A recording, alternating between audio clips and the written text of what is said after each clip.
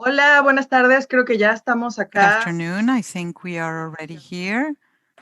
Bueno, mi nombre es Azucena Lozana. My name is Estoy Azucena coordinando Lozana. I am here la reunión coordinating de laboratorios this independientes en meeting for BIM independent labs muy for BIM. popular en Latinoamérica. And in Latin America in Con mucho gusto particular, me we doy la are so oportunidad. happy to be able to do this for the Y first bueno, en esta time. cuarta sesión, ayer Today, we have the tuvimos fourth session. los Yesterday, we colegas spoke de with colleagues Uruguay, from de Uruguay, Brasil, de Brazil, México y de Colombia. Mexico, and Y Colombia. estuvimos And encontrando we un found montón de cuestiones muy many interesantes, interesting algunas cosas en issues, común entre some nuestros things in países, nuestras common regiones y otras between our totalmente countries and diferentes. others Lo that que were sí completely different. sabemos es que And what we nuestros do modos de know trabajo tienen is that the way we mucho más work que ver con lo are independiente y a hay lot more una perspectiva similar muy interesante in the para independent compartir arena, aquí. and we're very interesting Y esta cuarta ways of sesión working. es un poco This fourth diferente a las session demás is a bit porque different to the vamos a others hablar because we con will be gente speaking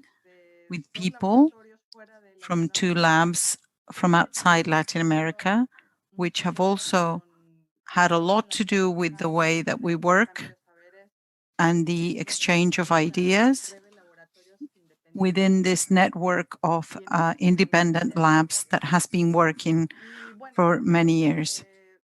And siempre arranco diciendo en what las I always sesiones say que in these sessions es finalmente una ventaja is que that nos estamos acostumbrando a it estas is an sesiones advantage for virtuales us to work in these virtual para poder sessions, reunirnos con to be nuestros able colegas to latinoamericanos porque meet with other en Latin toda la American experiencia colleagues, because de in labos que han ocurrido all the particularmente lab meetings that we have had en la Ciudad de before, México hace dos the años, one that happened in Mexico finalmente City 2 years ago, el for conflicto example, en Latinoamérica we pues wanted to siempre focus es on Latin America, but it is requerir always very saber que hard la to gente get viaje support so people can travel.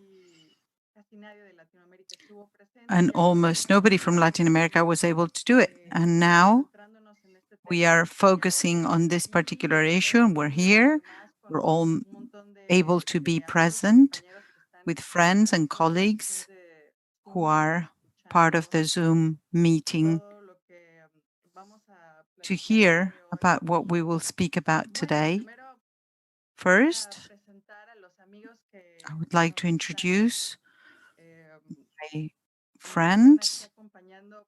who are Primero quiero here presentar a unos today. I amigos que first se want levantaron muy to temprano, que además introduce my friends who viven en el really got up futuro, ellos very están early. They're living in the en el lunes. future.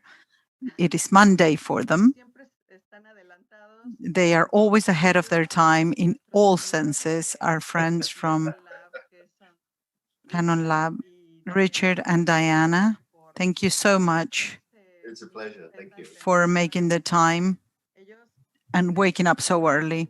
They independiente que se have llama this Nano Lab. independent lab called Nano Además de Lab, eso, son and they are also unos cineastas independientes independent de filmmakers cortometraje. Además, for experimental film disfrutan mucho de who viajar also y enjoy eso traveling, and that's están why compartiendo, son muy generosos they're very generous and they con todo share lo que saben y everything that they know, haciendo comunidad con todos nosotros. and they form part of Muchas our gracias community. por estar Thank you con so nosotros. much, therefore, for being with También us. están Emanuel y And we Estefano also de have Laboratories, Emmanuel and Stefano from El un laboratorio Abominable, que which is a lab muchos conocen. Ahí están that many sentados. probably know. Quiero They're saying contarles hi. I want to tell you that que ellos they están en el canal de, are no sé in si esto ya the, lo especificaron, pero a I todos don't know los if que this has quieren been escuchar specified, la but traducción, tenemos for una anybody who wants traducción to listen simultánea to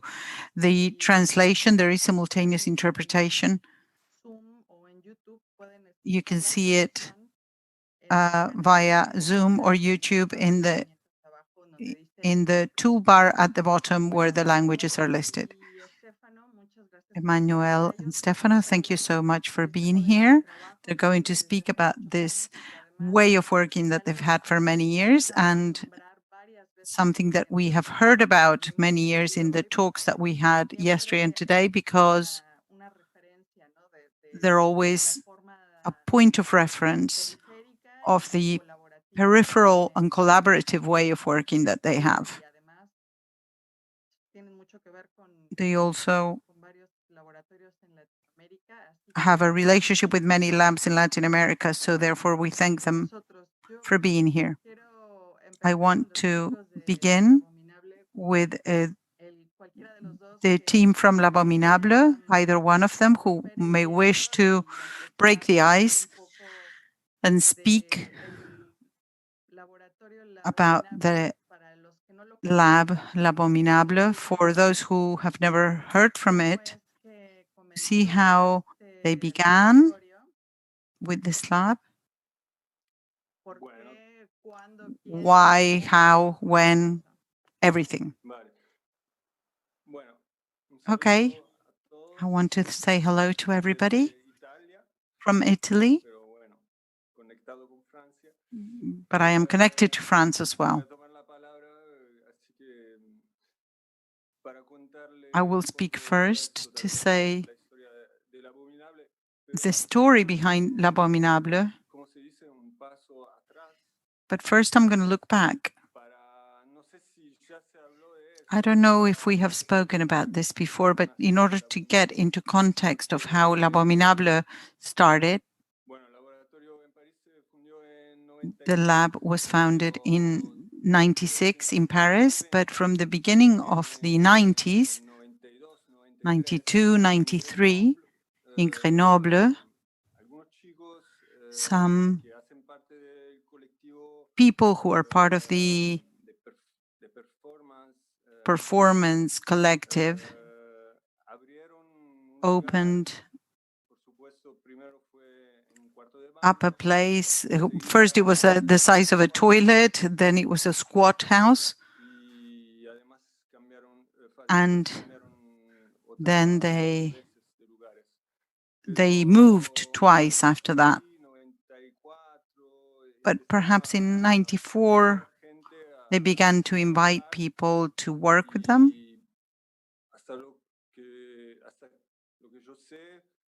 And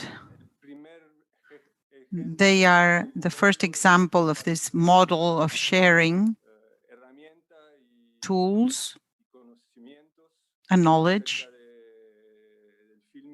with regards to film.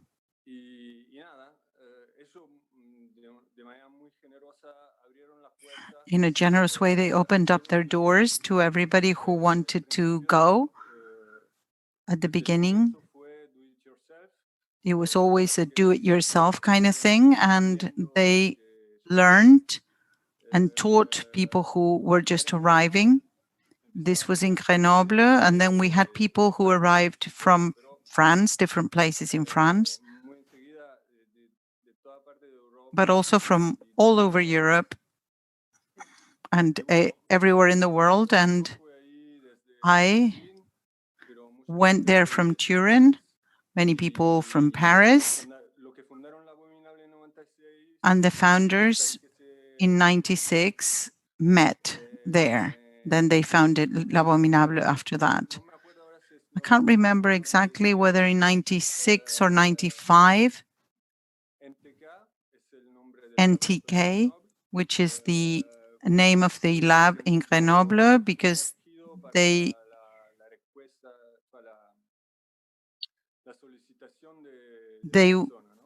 asked for people to join them, and they couldn't really work just for themselves, but they were always with the people that wanted to work there. So they had a meeting. They asked people who normally went to work there for them to come to Grenoble, and then they asked each one of them to become independent, autonomous, and to set up a lab in the city. Paris, of course, had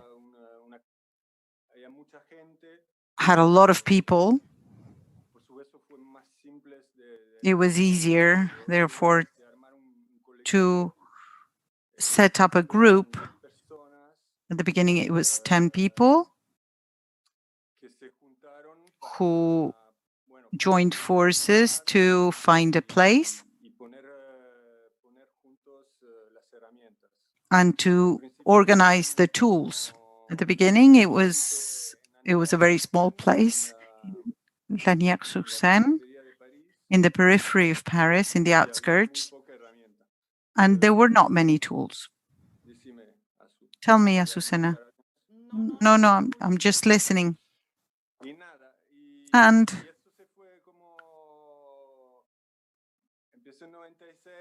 that began in 96, and year on year it became bigger, but the idea was always to be a service and to share, as I was saying before, the tools and knowledge. And the ones who know already share that knowledge with the ones who don't. That was the how it all began. The consequence of this first experience, founding experience with Grenoble. And what's very funny is that each experience that started in Nantes, in Le Havre, in Marseille, in Luxembourg, Strasbourg, had its own way of building itself up. Entonces, a partir de ahí So from cada there, uno fue yéndose a diferentes lugares de each Francia, person went to different places in trabajando France, en but este also modelo working colectivo, in this en los collective squads, mode en of comunidad, squats, que es algo que which is something quizás that como la semilla de may be the seed of this trabajo idea colectivo, ¿no? of collective work, right? Herramientas, tools, Everyone pero ¿cómo fue carries que their own tools, pasaron brings de their ese own knowledge. pequeño How did you go from this en small Arrabal, place where you began to afuera de París, work in al the lugar outskirts donde of tú Paris ahora to the place that construyes you are there now? todo? How was that process? It took a long time. The place that we are at now, we arrived there in 2011, and this was because we were expelled. Uh, we were taken out of the other place. At the beginning, we rented 2 rooms in a basement. It was very underground, Literalmente. literally. But it was a rental at the beginning. It was a sub rental. We were subleasing. It was very expensive, very cheap, very, very cheap. There's a very, very central issue for every lab. There has to be a place. You can begin anywhere, of course, even in a bathroom. But if you want to have any sort of expansion and more tools, you need more space. And in Europe and in Paris, the the real estate is a very big problem, of course. From there, we rented the room next to it. We occupied another room that was there. When I arrived in 99, there were about 150 to 200 square meters, so it was pretty big already. And we worked there until 2011. And it was really at a time when we were expelled from there that we had to stop for about 6 months. We put all of our tools in storage and we were looking for a place. Then the municipality talked to us about the place where we are at now. And that's 800 square meters. That's big.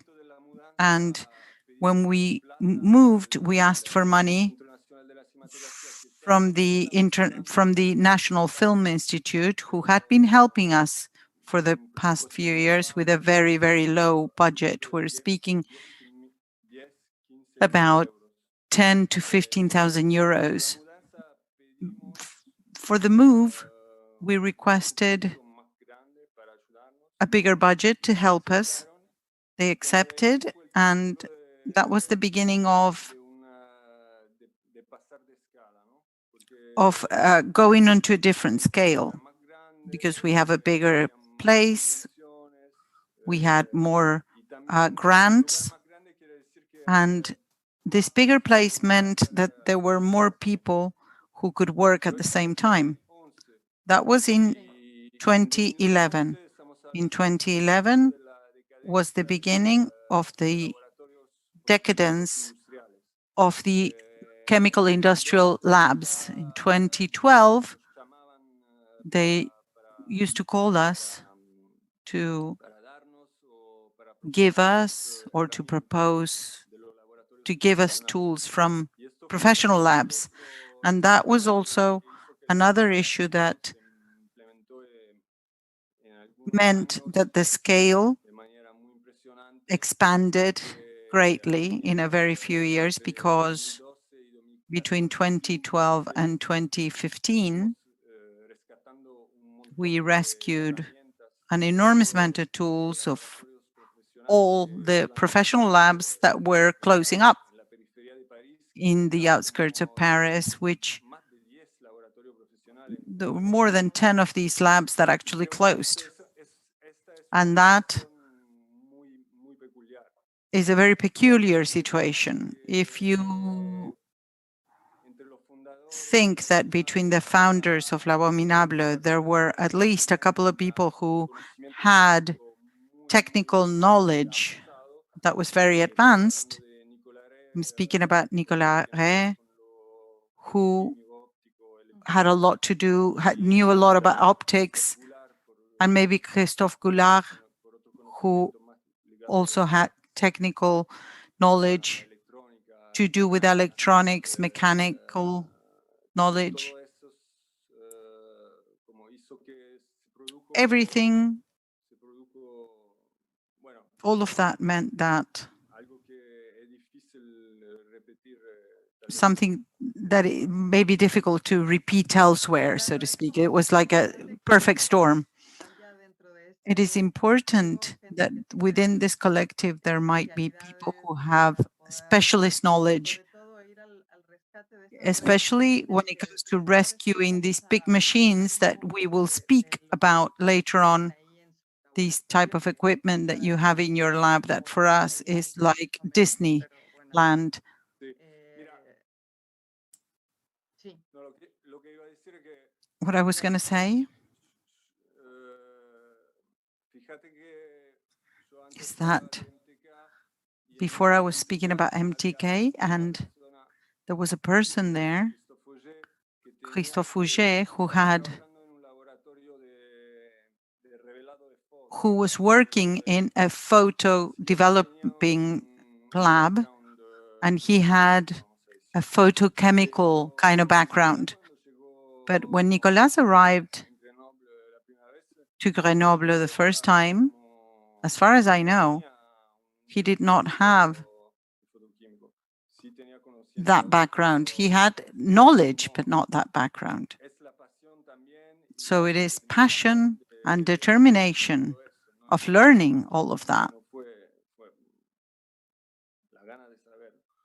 The urge to claro, eso es know, fundamental, the ¿no? thirst for Y knowledge. bueno, Yeah, con that is esto vital. me imagino que más And adelante estaremos I hablando think de later on we will be cómo speaking este about pequeño grupo de how personas this que small se van group of moviendo people de un who lugar más chico were a uno más going grande, from a smaller to a bigger place el grupo de personas con el que ahora trabajo meant that the group of people that you're cambian, working ¿no? with now, Las responsabilidades the y todas las responsibilities that actividades each que of the tienen. people have and all the Pero bueno, activities. antes me gustaría But before, I'd like preguntarle to a ask los chicos de Nanolab the people que from están NanoLab ahí who are there tomando el desayuno. breakfasting. Me-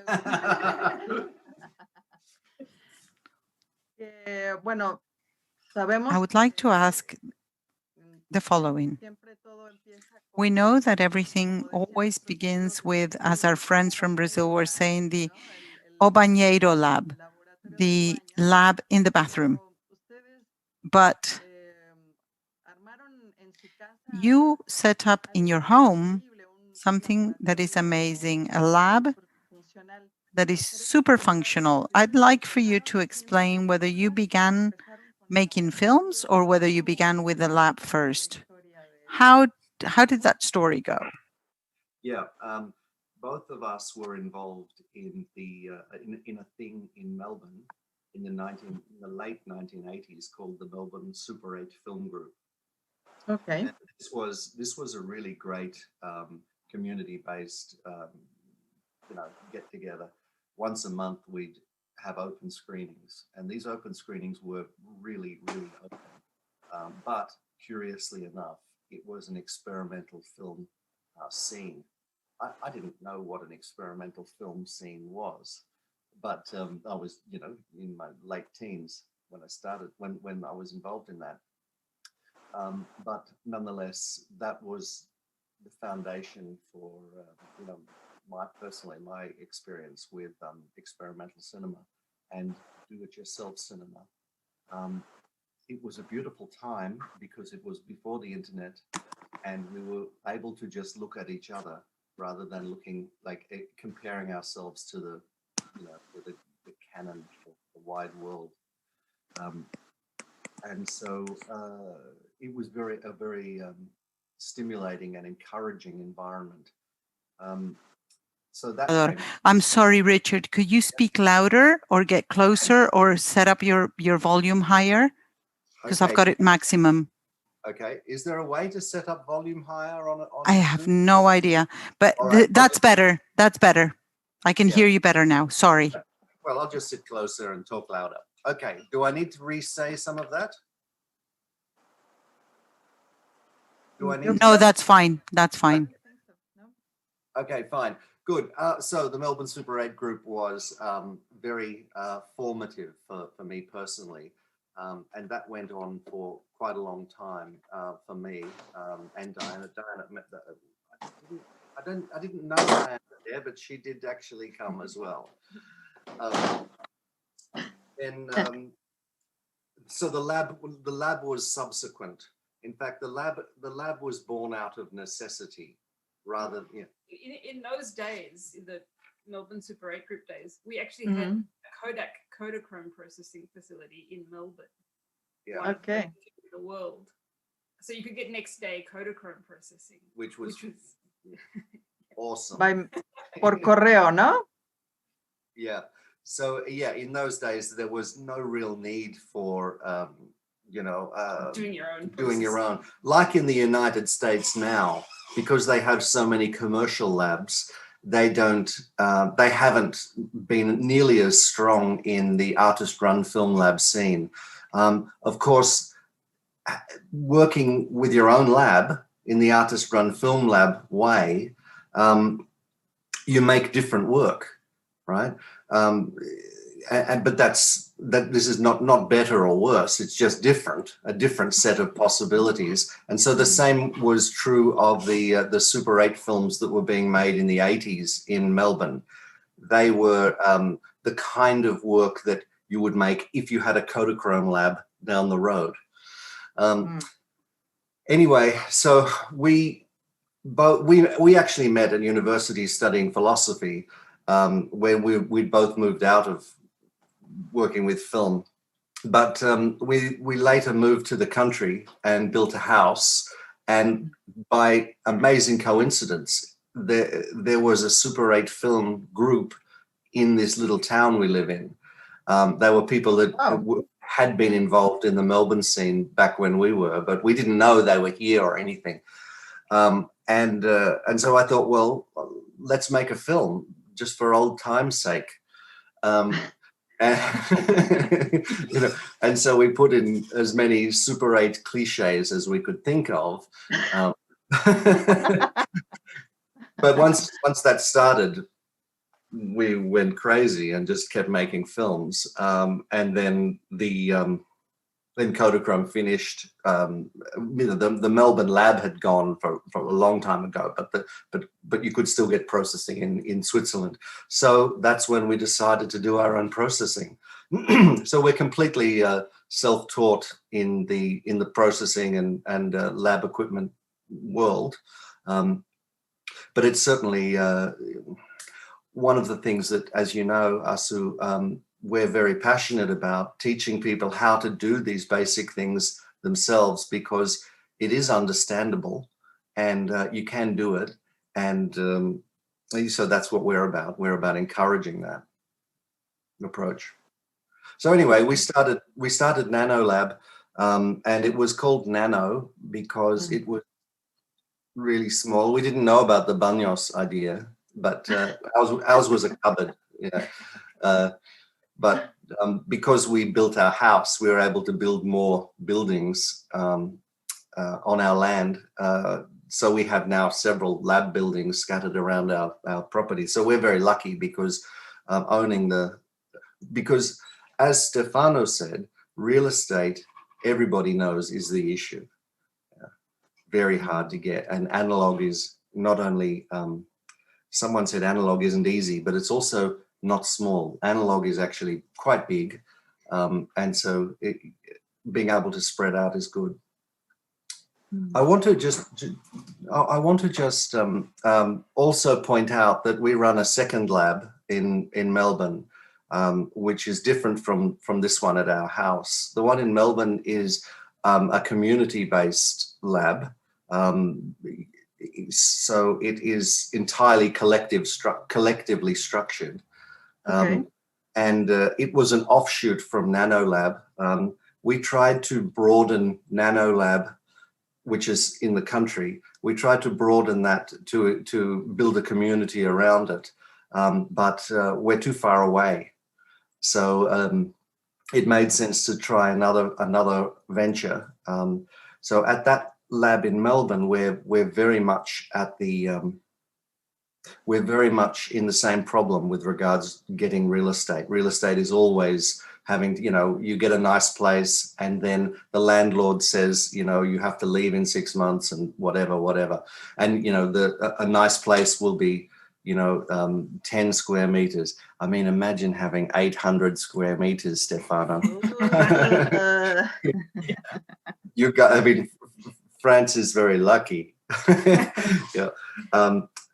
So yes, I'm going to answer some questions today in terms of what Nano Lab is, and some questions in terms of what the Melbourne Lab is, which is called Artist Film Workshop, or AFW.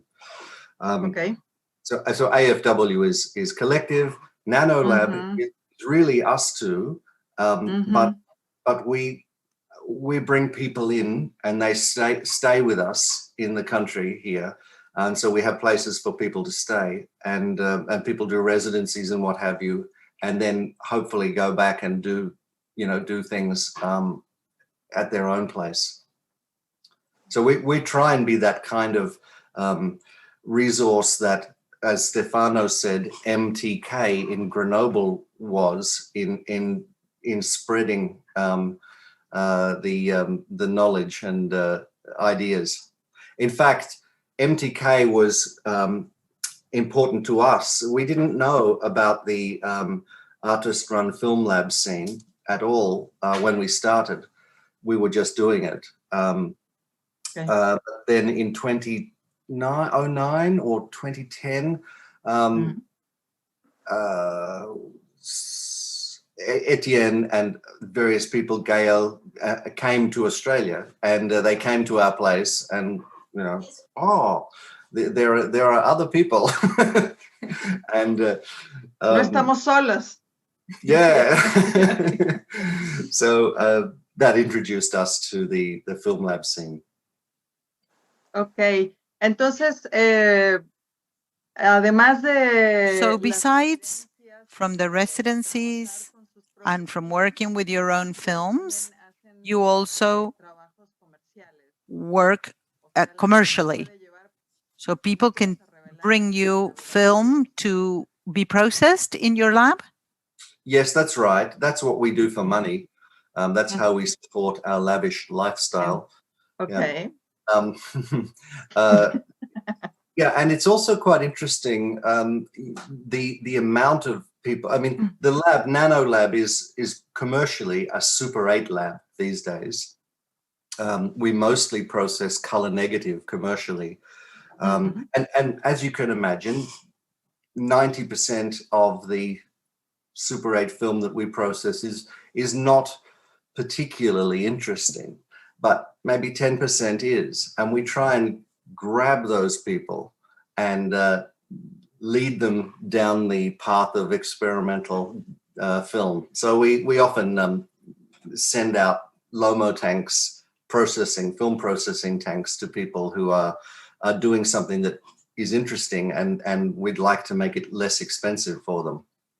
But yes, we're a commercial lab, as well as, so NanoLab has three parts. It's a commercial lab, it's our own lab, and it's a place for teaching and residencies.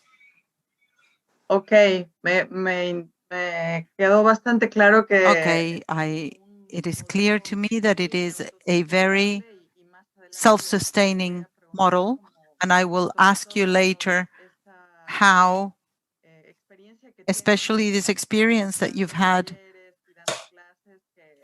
with workshops, that's been very important for many people everywhere to be able to do their own process and also to use machines that may be obsolete, and you actually refurbish them and give them new use, and that's fantastic. But the model of the way you work has no support from the state? The Australian government doesn't support it? No, not at all. That would be nice. Yes, no, there's no funding in Australia for this kind of activity. Unfortunately, we film is the only film that's funded is commercial narrative cinema. There is funding for arts, but if you use the word film to the arts funding body, they say, see the film funding body, and the film funding body has no interest. So it's an unfortunate division between film funding and arts funding. You can get a little bit of money if you say you're doing performance, but you mustn't say you're making film. So yes, no, this is why we have to run the lab as a business, but it also makes us, it makes us the same as the Americans. Yeah. Yeah. Exacto. Sí, bueno, esa es una Exactly. That is one of the questions that I also always want to ask, because each country seems to be different, but it is always pretty much the same.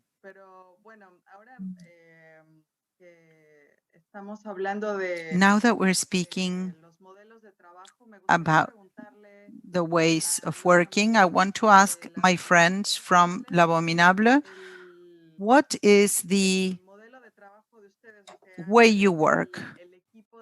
What is the team of people who are there now? Is there a subscription, a membership model? I think that you have this philosophy of not doing external work, but each person rather has to do their own projects. Is that the case?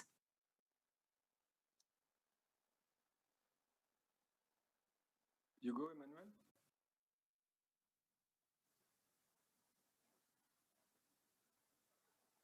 El micrófono. You have to turn on your mic. Ahora, no. Can you hear me better? Yeah. Okay. Okay, sorry. So yes, basically, if you're, it has to do with the way L'Abominable is set up to welcome new people. Let's say you're a filmmaker in France and you want to work on analog film and you want to do your own films. And you want to work at L'Abominable, it is possible. L'Abominable makes no selection of people, and you have to register on a waiting list and you just wait your turn. When you're in, you can become a member.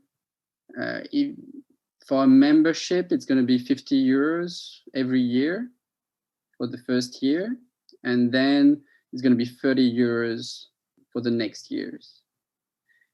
And when you're a member, you can come and work at L'Abominable on your own films. So that's basically the setup.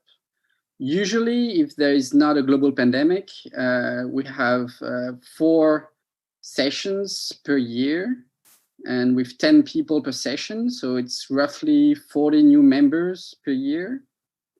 And the whole point is to have people come in the space and to teach them how to handle the machines and to make them autonomous as much as possible, as fast as possible.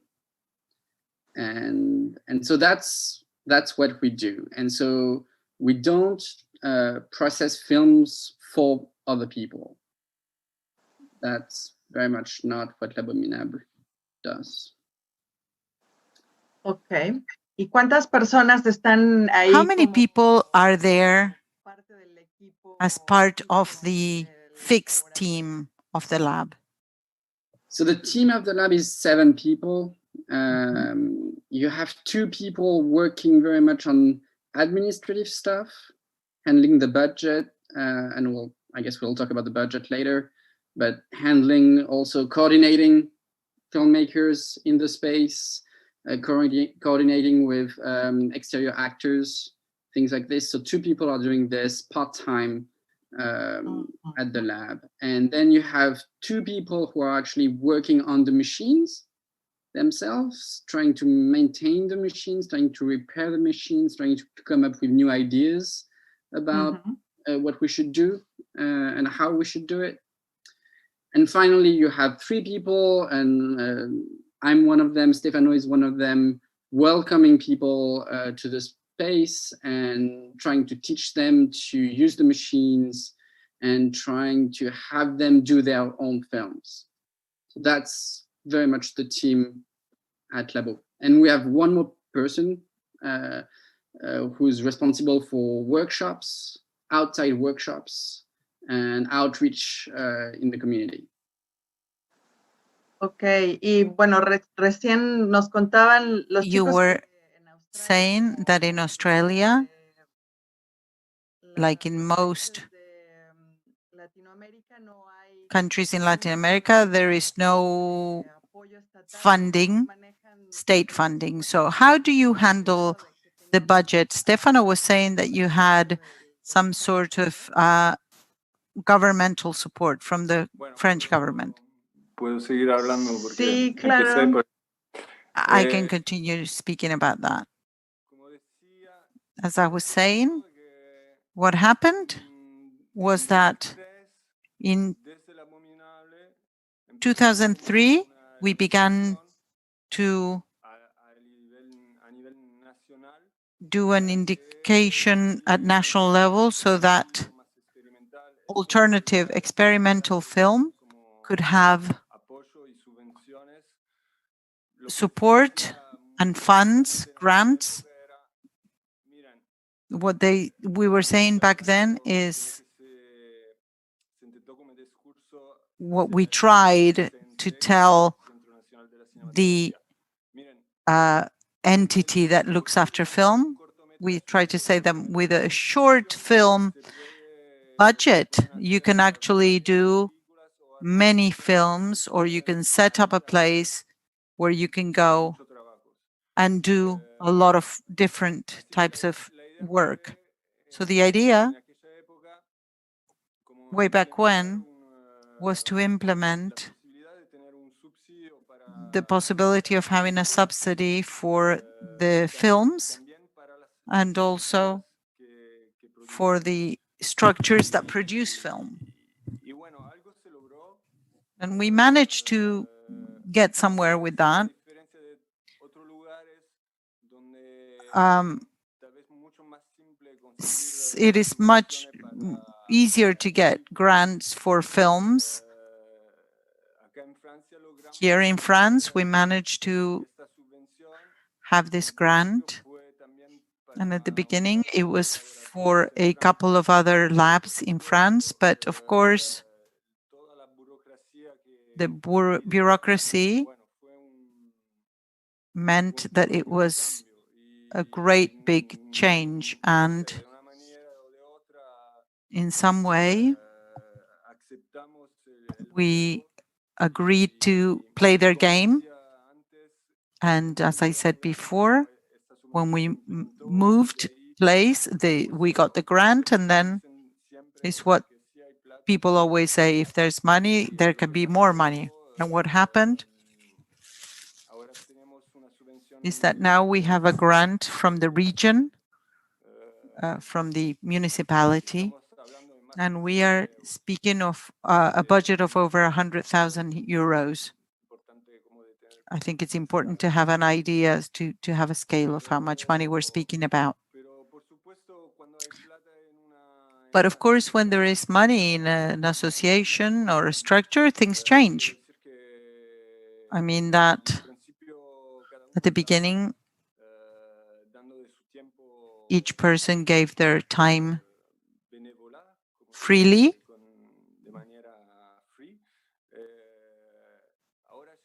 But now we have a model that is more work oriented, although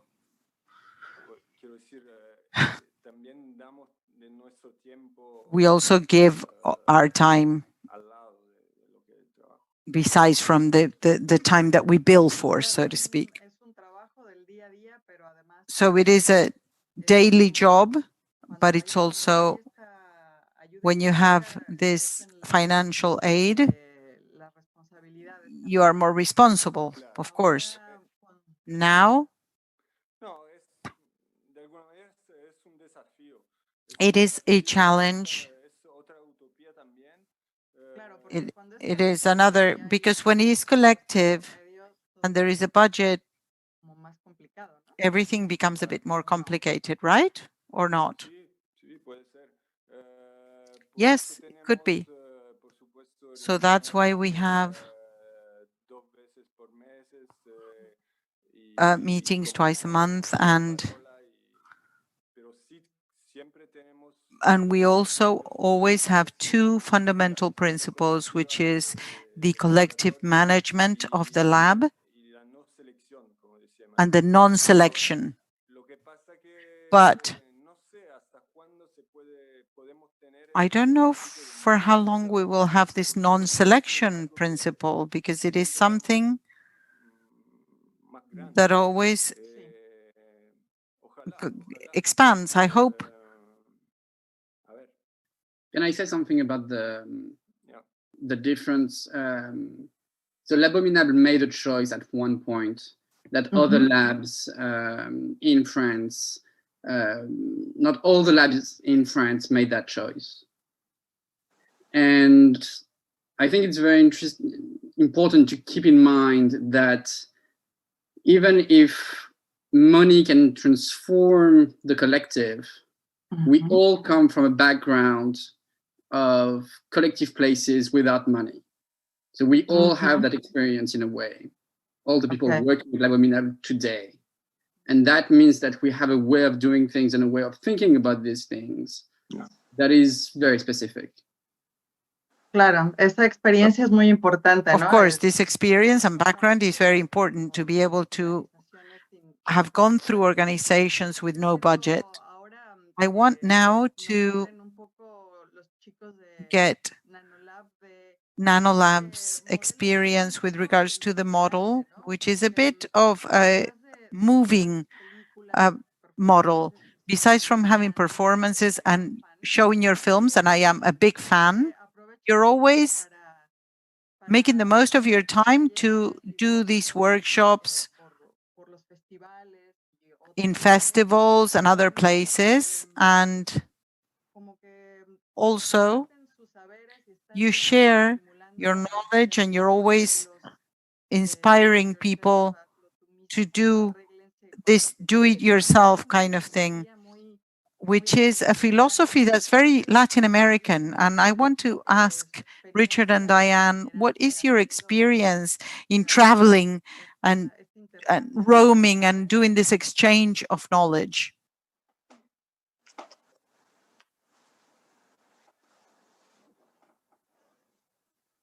I'm not sure how to answer that, Azu. Can you be a little bit more specific in terms of a question?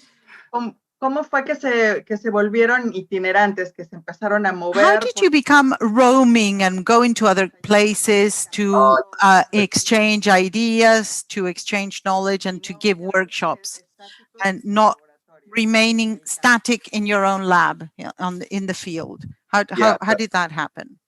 I think we're obviously very lucky in that having our own real estate, having our own property means that our business, the Super 8 processing, doesn't have to pay for the use of the land. So we get to save a little bit of money and travel. I mean, we pay our own way when we travel, like 90% of the time. So obviously that means we're very lucky that we can afford to do that, and not everyone can. But we also feel very isolated here, and also so that, you know, in Australia there's not the scene that there is in Europe or in the United States, and I think also in the Americas generally. There's not that touring culture of people touring around showing films. I mean, there is to a very small extent, but when we see what's going on in the rest of the world, we feel very isolated and small, and that's what makes us want to travel and experience that. So to some extent, we're trying to make up lost time by traveling and putting that work into showing our films. Actually, Azu, do you mind if I go back just a little bit and respond to what you're talking about with Stefano and Emmanuel? Sí. In terms of funding, I think that the model that Stefano mentioned, where L'Abominable made the argument that for the same funding as a small film, you could fund a lot of films. If you made a lab. I think that's a very useful argument that can be made by other small labs in other places where there isn't funding. The only problem is you have to have a funding body that will understand the idea that analog film is a thing, that analog is a worthwhile enterprise. In Australia, our funding people don't see analog film as a thing, but that's a cultural difference. In France and in Europe generally, they see analog as an important part of the history or part of the present of filmmaking. And I think in Latin America, one of the most interesting things is the amount of Super 8 film history there is and present. And also, you know, currently, that is a distinctive feature and something that could easily be funded by funding just a space, just real estate.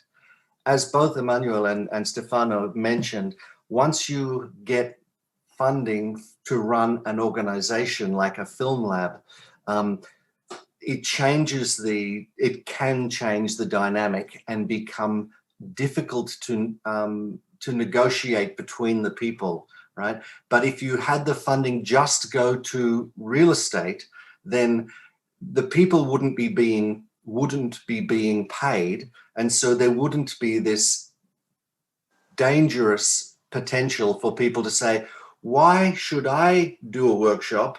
Because she's getting paid, she should do a workshop. Yeah. If you can eliminate that but still have funding, that's a good thing. And the best place to use funding is just to have a space. So I think the argument of saying to a funding body, for the price of a short film, we could have a space, that is a really productive idea. Now, getting back to workshops and touring, I think, as Emmanuel pointed out, all of us involved in this scene First and foremost, doing it in a completely independent and collective and unfunded way, and that L'Abominable is a beautiful exception, very beautiful, but it's more an exception. It's something to aim for, but it's not representative of where the majority of people are, even though the majority of people in L'Abominable come from that grassroots, that community level of, squatting and what have you. So our experience, we've been to about 30 or 40 labs around the world, and everybody works in this grassroots way, and there are the same problems everywhere of real estate, of finding equipment, and of not getting funding, and of arguing between people in the lab. That's quite common, but the important thing is to push that to one side and encourage people to do work, and that's what our workshops are about. I mean, I love hearing from people who did a workshop with us and have more questions. That's the most useful thing, as far as the most exciting thing, as far as I'm concerned, is when I get a message from someone in. Well, yesterday I was talking to someone from a workshop in Mexico that we did, and I just love doing that. Hello to Pablo if you're here. Sí, bueno, eso que dices es muy importante y what you're saying is very important, and I was looking at the relationship of the trips that you normally share your knowledge with the seed that you leave in people in the places where you go, because this curiosity and this knowledge is something that then becomes a group of people trying to do things together. And for us, it is very important to speak to you and with L'Abominable, because you have work models that are very peculiar. And sometimes in Latin America, we have all of these examples of the work in Europe or in the States, in North America. But our reality always takes us to this issue of not having a space to be able to actually put these things.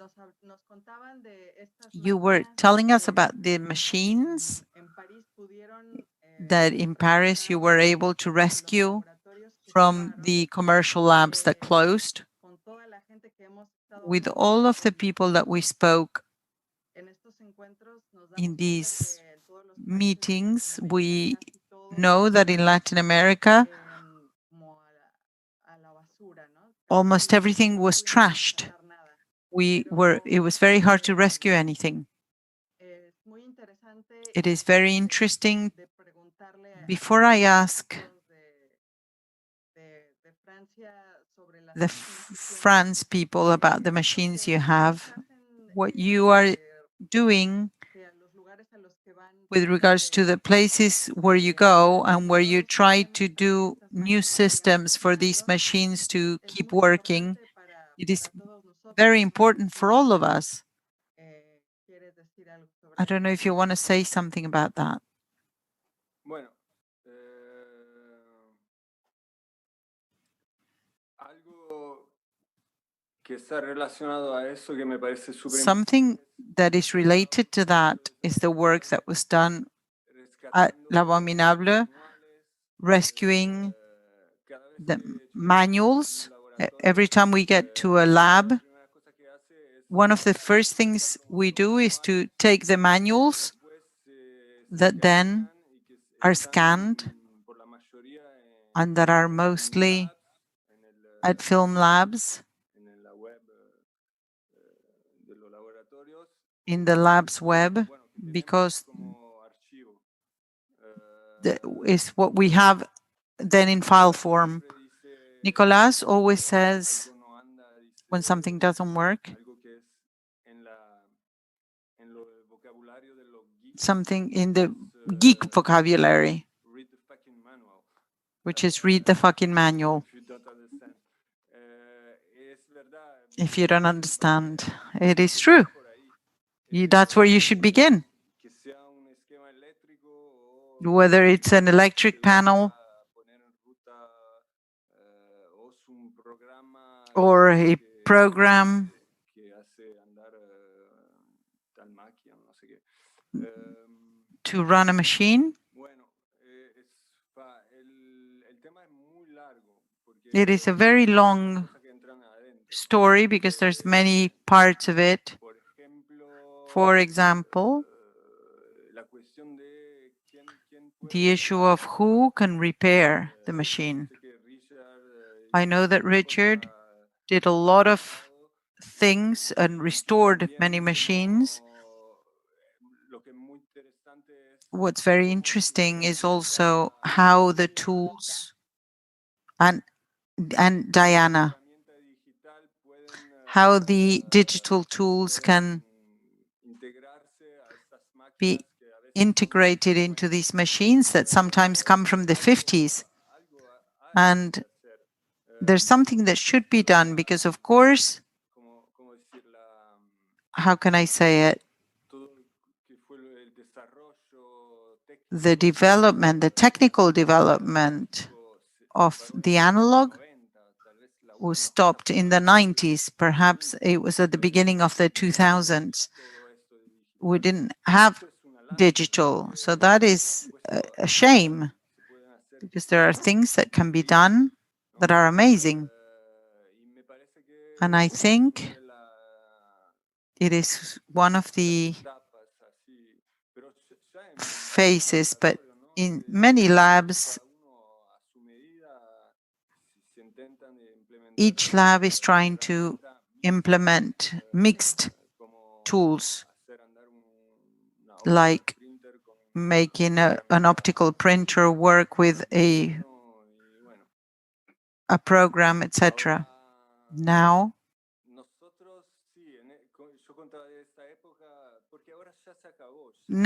it's finished. Labs are closed. These from 2012, that was the first big rescue that we did of machines, the first big lab that closed in the outskirts of Paris.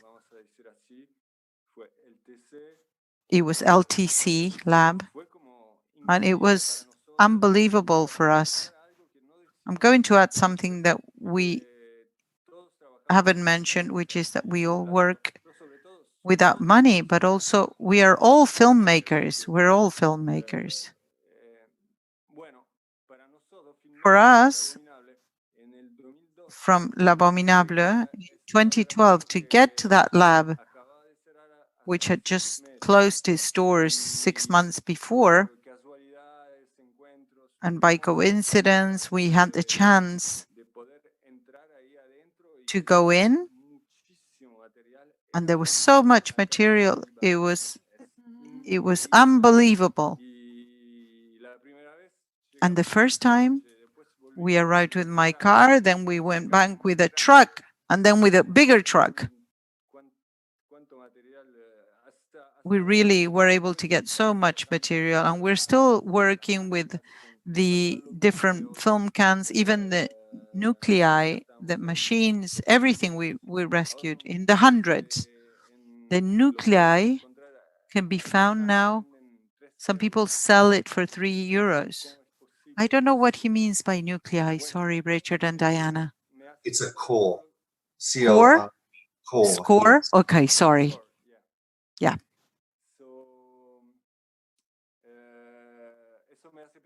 So that makes me think,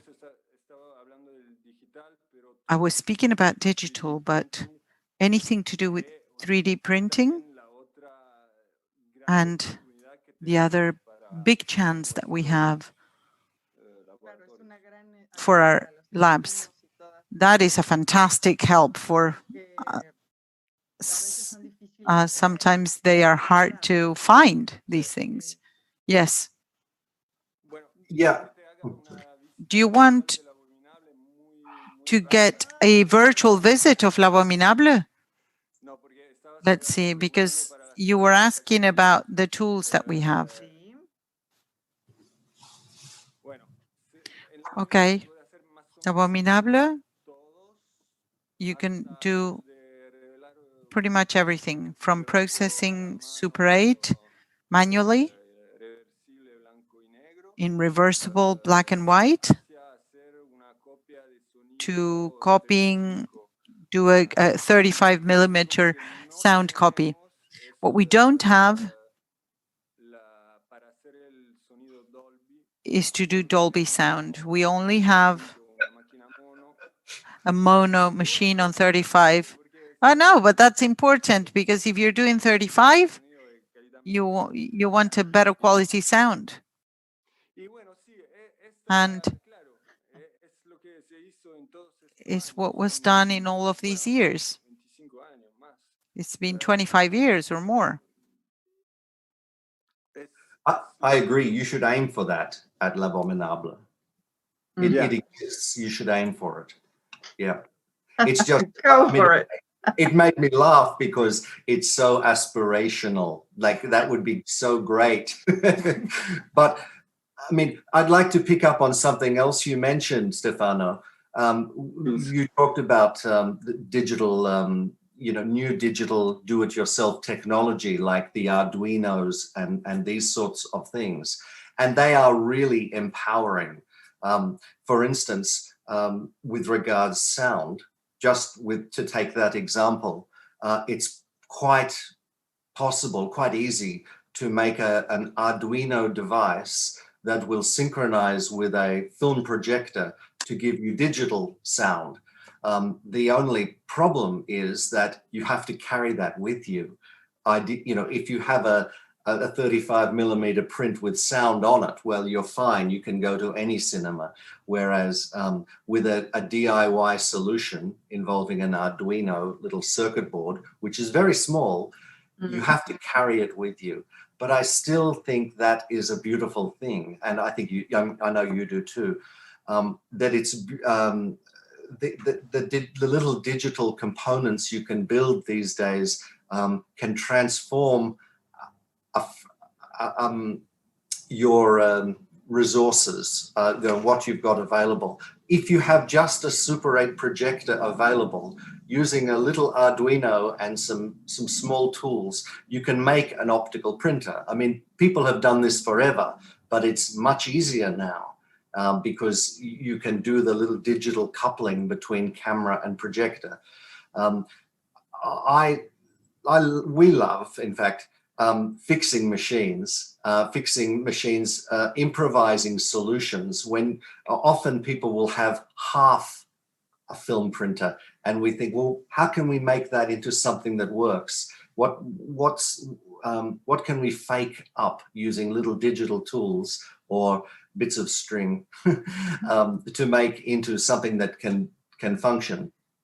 Because the beautiful thing about the technology we're using is that while it's lovely to have the big machines, you can actually get away with so little.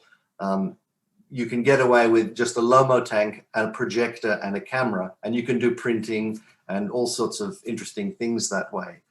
And that I think is a viable model for new labs that start now, to just think in terms of the consumer items like cameras and projectors, and then Lomo tanks or even wooden racks that you can make yourself, and asking yourself, what can we make this way?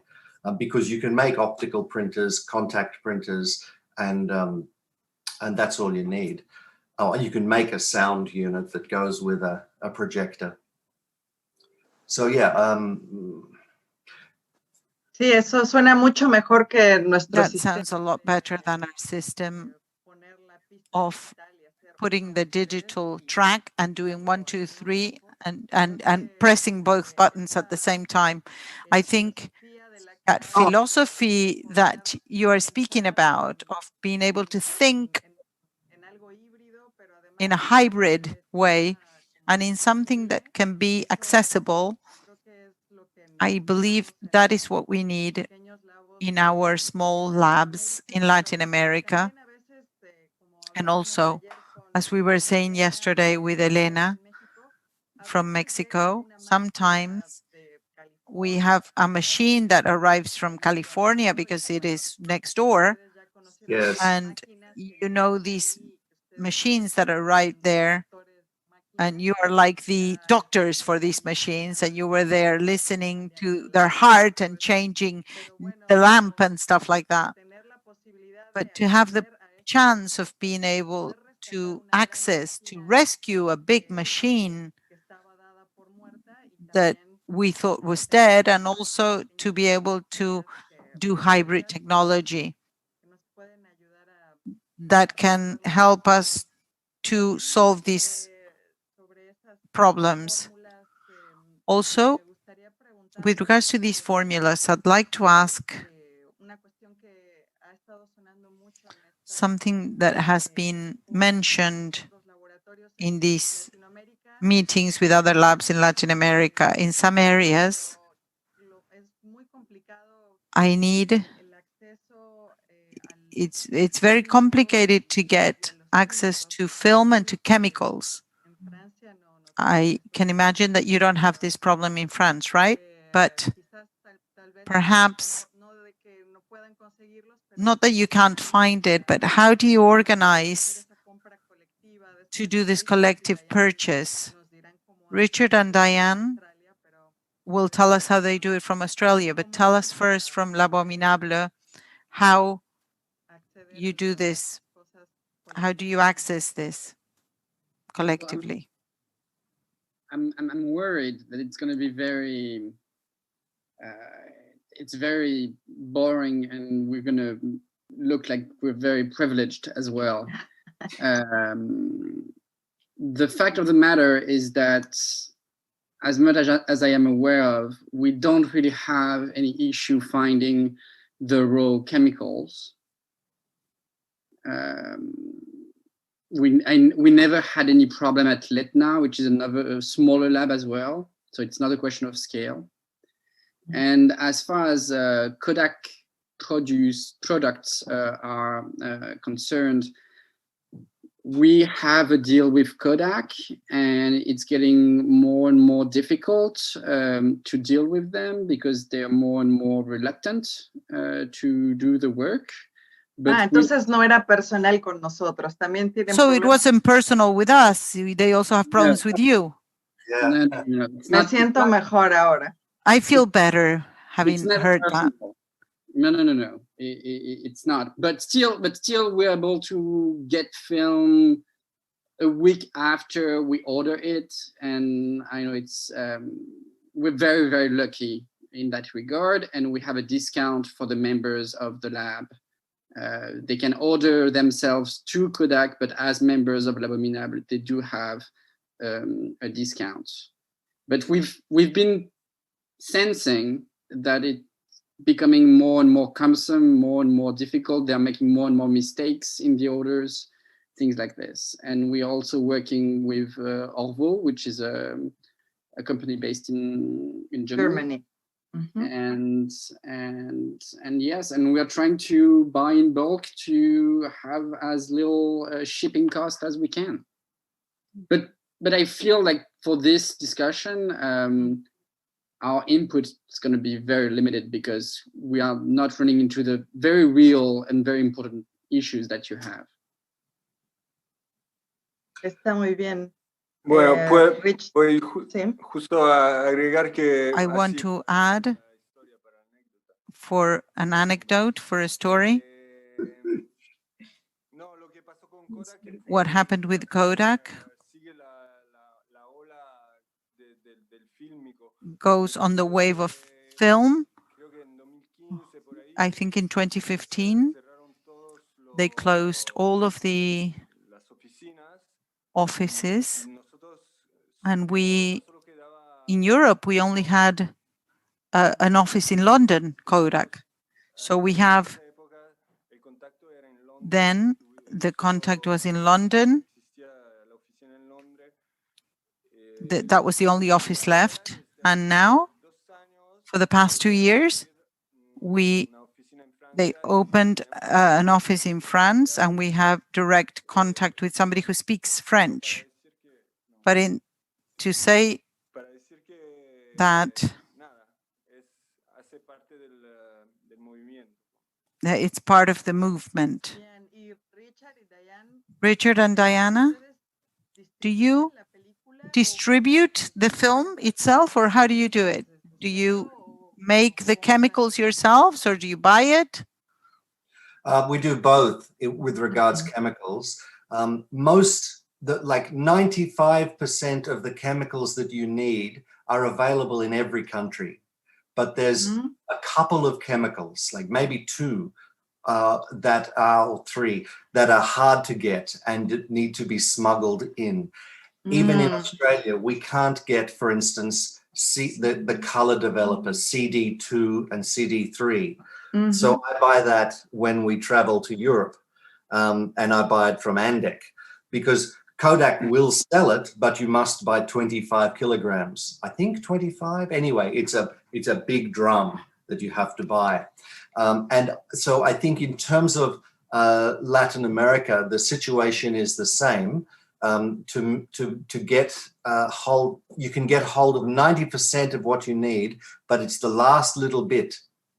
This is why it's important to make relationships between each of you in Latin America, because, for instance, I know Churubusco, I'll say it quietly so no one can hear, Churubusco in Mexico City will supply you with CD2 and CD3, right? They will. So if you're traveling to Mexico, don't go home without CD2. A nice plastic pouch of white powder. Yeah. That'll be really easy to get through customs. Yeah, but I think that kind of networking is very important, because someone from Santiago, someone from Buenos Aires will go to Mexico City at some point. If you hear about them going, grab them and tell them to get some CD from Churubusco. Okay. And if there's someone, Antonio, he's here from Mexico City, and that's right. Antonio, you need to know that you can get that there, and that you should make it available. Because most things you can get. The things that's difficult is color reversal developer. You have to, you would have to improvise something for that. But color negative, black and white is easy. You can get that anywhere. Color negative, all you need is the CD ingredient. But color reversal is a little bit more complex. And so the important thing is to make connections with each other as to where to get these things, because most of the chemicals that you need are available. Film is a different problem. We get film, we have to deal with Kodak, who are in China. Kodak Australia has one person in New Zealand, and the rest are in China. And so we have to order in film stock, but that's okay because we have the lab, so we can justify it. As for Orvo, we have to buy in bulk from them just because that's how they deal with us. We can't just buy 1 or 2 rolls. We have to buy, $7,000 worth. And I think the same problem will be for you guys in Latin America. The trouble is getting your hands on Tri-X Super 8 film. Asu, how hard is it to get Tri-X there? In Argentina, Arcoiris Super 8 is a distributor for Kodak, so they can bring it to Argentina with pretty much the same price as in the US. Well, that's good. But in the rest of Latin America, except for Mexico and Colombia, which yesterday we heard Enrico, who was telling us that they also have the way to import it, but the rest of Latin America doesn't have a way to import it. So we you need always smuggle. get this mule type shipment. Yeah. the friends who travel are always the solution for these type of problems. Yes, yes. In particular, the new Ektachrome is extremely expensive. But I have a possible solution, and that is the new double Super 8 Ektachrome is about half the price. And so what I would like to propose is that you guys get used to the idea of loading your own Super 8 cartridges, recycling. Can you grab a cartridge? A top shelf in there.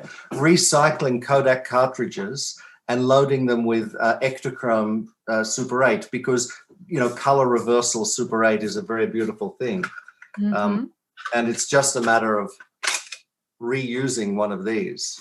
Now I have spent too much money on this double Super 8 Ektachrome, and I'm happy to sell it to you guys at the cost price. ¿Cuántos kilómetros de película? How many kilometers of film have you bought, Richard? I don't want to tell you in front of Diana. Yeah, but I think we need to learn about reloading these. Can you do it, Asu? Sí, tenemos la técnica. Primero, yes, we have a technique, the technique of opening the cartridges in a very gentle way to be able to then recharge them, reload them. But the film has to be cut. How do you cut it? Oh, you need to buy a very small slitter from Russia. The Lomo brand slitter. They're okay. They do a fine job. So yeah, that's a problem. You need to buy a long roll of film. So it's a matter of getting enough people to contribute to the cost, and that means getting organized. Claro, hay que hacer equipo. Yes, you have to team up. Yeah, the other problem is it's a good option. Can you grab some spools? The other problem is little things. El otro problema. Yeah, like just these spools. They're available. You can buy them, and they're not expensive, but you have to buy 1,000. Sí. And and so it's a matter of somebody there in Buenos Aires perhaps buying a box and then shipping them out to other labs. I think you need to centralize. We are lucky here because our lab can justify buying all of these things, and then we can sell people one or two or whatever they want. But if you don't have a lab that can do that, then you have to pull your money together and be organized. Claro, Arcoiris lo compra. Arcoiris buys it from the States, and we always have to, when somebody travels, they bring a big box, and everybody chips in. Everything comes in the same. Okay, good. It is an interesting way to organize. Those tips are always useful. Yeah, but it's good for community to do that anyway. Claro, totalmente. Y cuéntenme algo. Ahora, now, estábamos hablando de los talleres y de. We were speaking about workshops. And in Coruña, you had your first experience of a virtual workshop. Yeah. Right? Yes. Video. Yes. It was strange, wasn't it? Did you watch it? Did you have a good fun? Well, it was just the two of us, so we didn't get any feedback from the audience. But it was. It's a strange thing. It was strange, yes. But I like having these videos now, which we can actually send people if they're interested. Eres un gran performer, Richard. You're a great performer, Richard. Thank you. But I didn't have an audience to feed back on. Claro, so, claro. yeah. I think that ultimately we should do more of this internationally, like have people in France teach a workshop to us here in Australia or what have you over this method. I mean, it's abstract. It's much better to be there, but if we can't do that, then it's second best. Claro.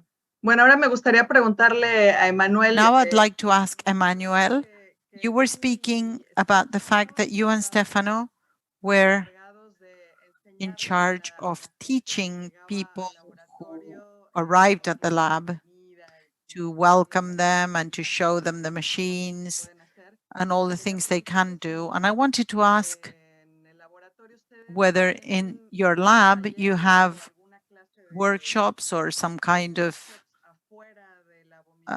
workshops outside L'Abominable for the community or in festivals or somewhere outside of the actual lab space.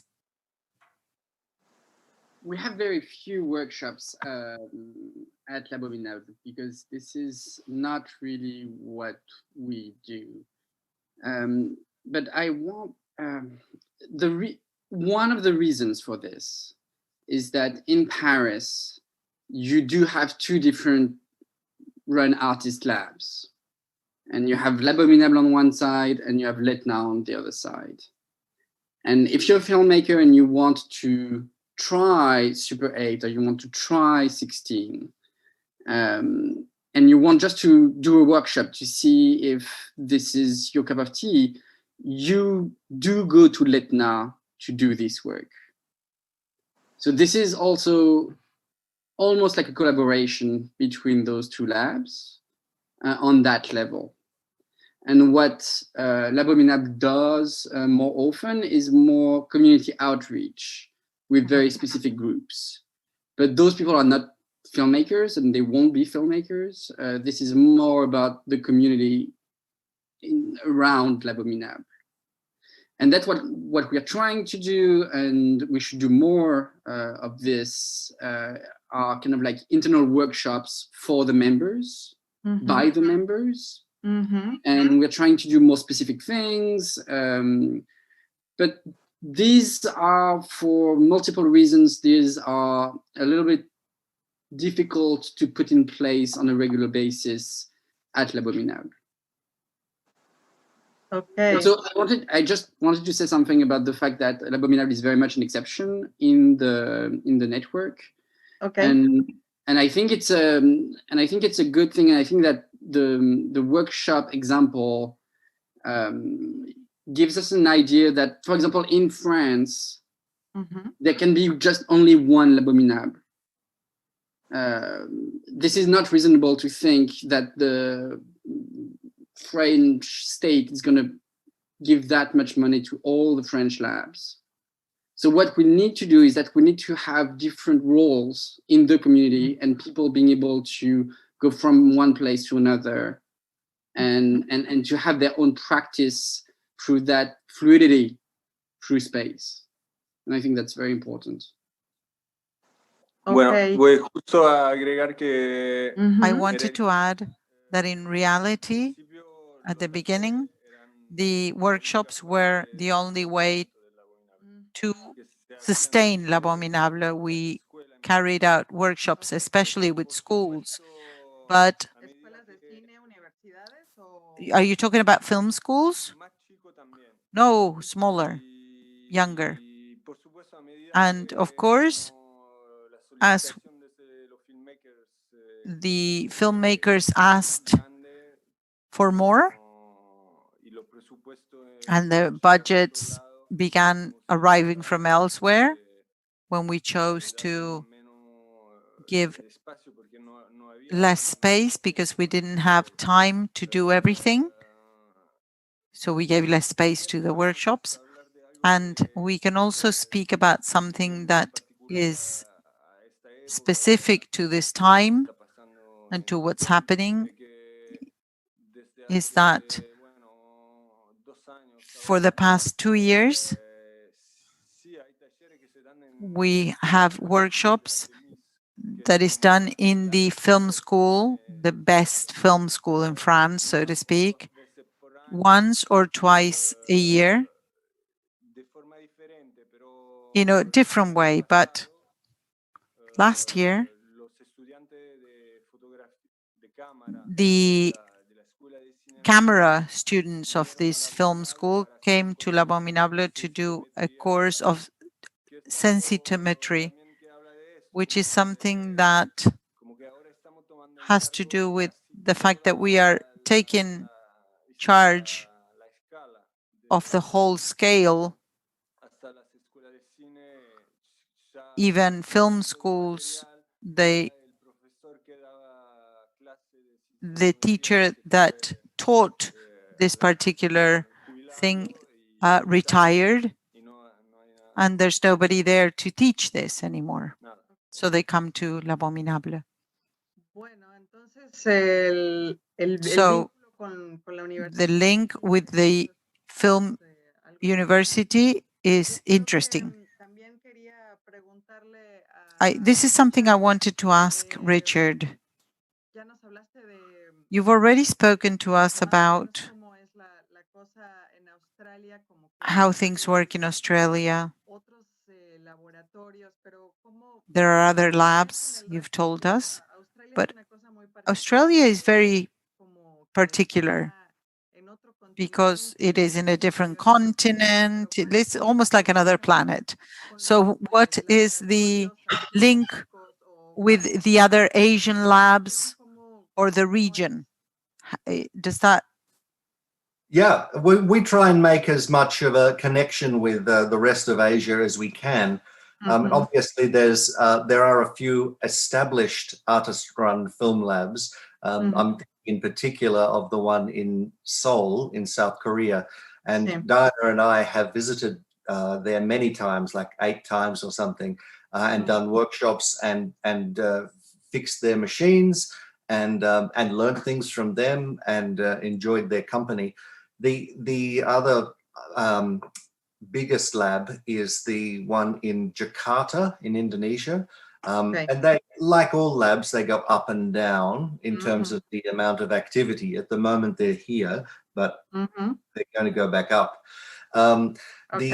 We've also had quite an engagement with the people in the Philippines, in Manila, where there are definitely interesting things going on. They have obviously the same problems that we're familiar with, of access to the cost of things and access to film stock and equipment, because like in Latin America, the labs closed earlier there than they did in Europe and the United States. So things are already gone. But that said, I want to increase our relationship with Asia and have more people come here to do residencies, and so I'm proposing something along the lines of the Film Farm in Toronto, where people come for 10 days as a group. That's something I want to pursue in order to make more connections with our friends up north in Asia. Every country is different up there. For instance, Japan has a very strong tradition of experimental cinema, but they don't have a collective lab anywhere, which is quite interesting. Es interesante, sí. So everyone is different. I do think the nature of I wanted to pick up on something about workshops in general. Workshops have 2 main functions. One is to actually teach people who want to learn a technique to continue with their own filmmaking. And the other aspect of workshops is merely to give people some understanding of what analog film is. And so that gives them some understanding of what our own work is, what our own films are about. And so in part, the teaching process is about helping people understand our own artwork. but also I think it's useful for people who are wanting to work with moving image in general, but won't have an opportunity to continue with analog film. It's useful for them to have some understanding of what analog film is about. And so we never expect that the majority of people doing a workshop are going to continue working with analog film. The idea is mostly that something will last up here about what analog film is. So that I think ties in with the workshops that Stefano mentioned with school-aged people. So I'll move in a moment. School-aged people. They aren't going to necessarily become filmmakers by any means, but they will carry something with them, from this exposure to analog film. And I think it's actually really important. That's the thing I value the most is getting people who aren't involved in film to understand something about what this medium is about. Sí, es súper importante eso. Hablábamos un poco That's very important. We were speaking earlier today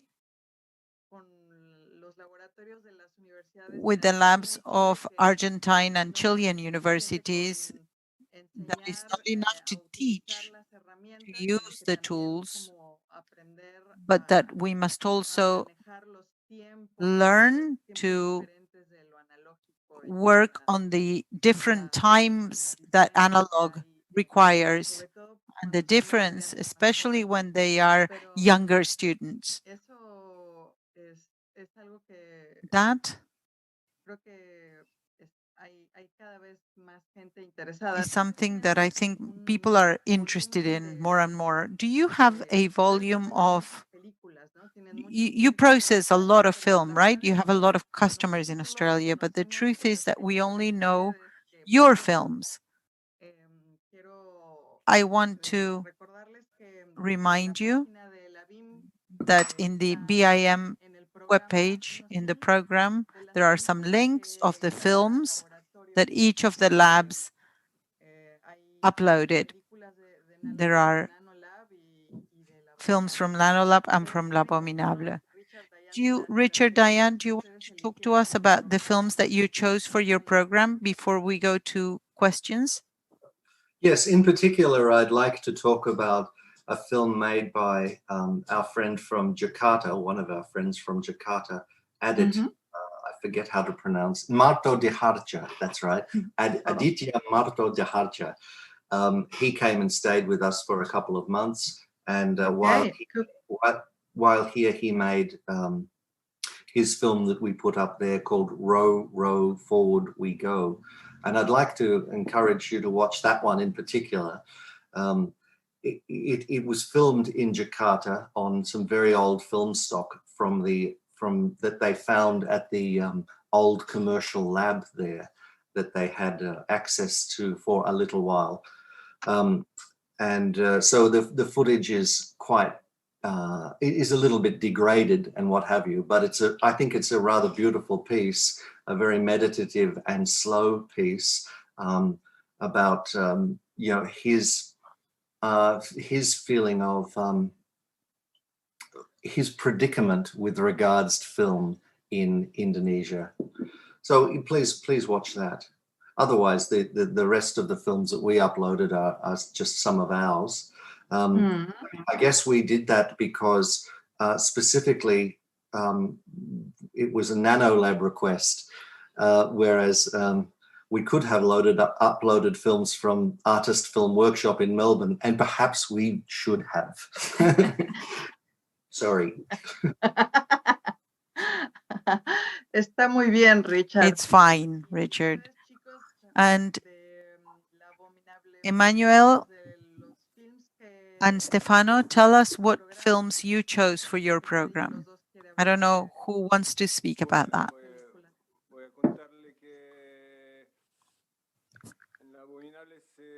Labominable produces between 10, 15, 20 films a year. approximately. Some are features, experimental, but full length, and documentaries.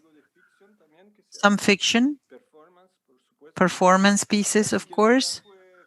So the idea was to take some of the most recent work from the last 2 years to give a sweeping view of the difference between the works that are carried out in L'Abominable. Absence is a film which is very involved.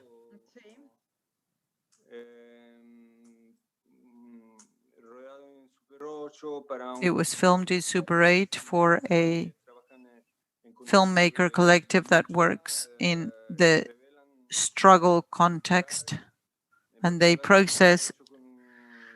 This was done over Super 8, manually processed and filmed, and then processed onto Digi6.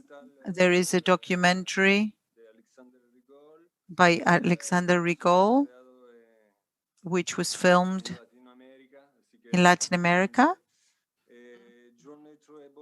Journey Through a Body by Camille Leguerre, which went to Cannes this year. Is a very interesting short film. It's about a half an hour long, about an inquisition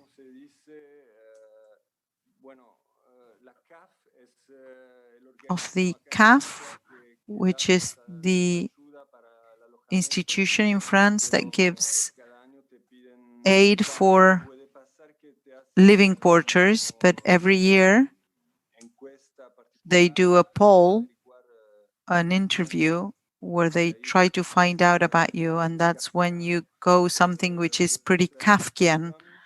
And then Flams, I don't know if that's how you pronounce it, which is more contemporary art type work.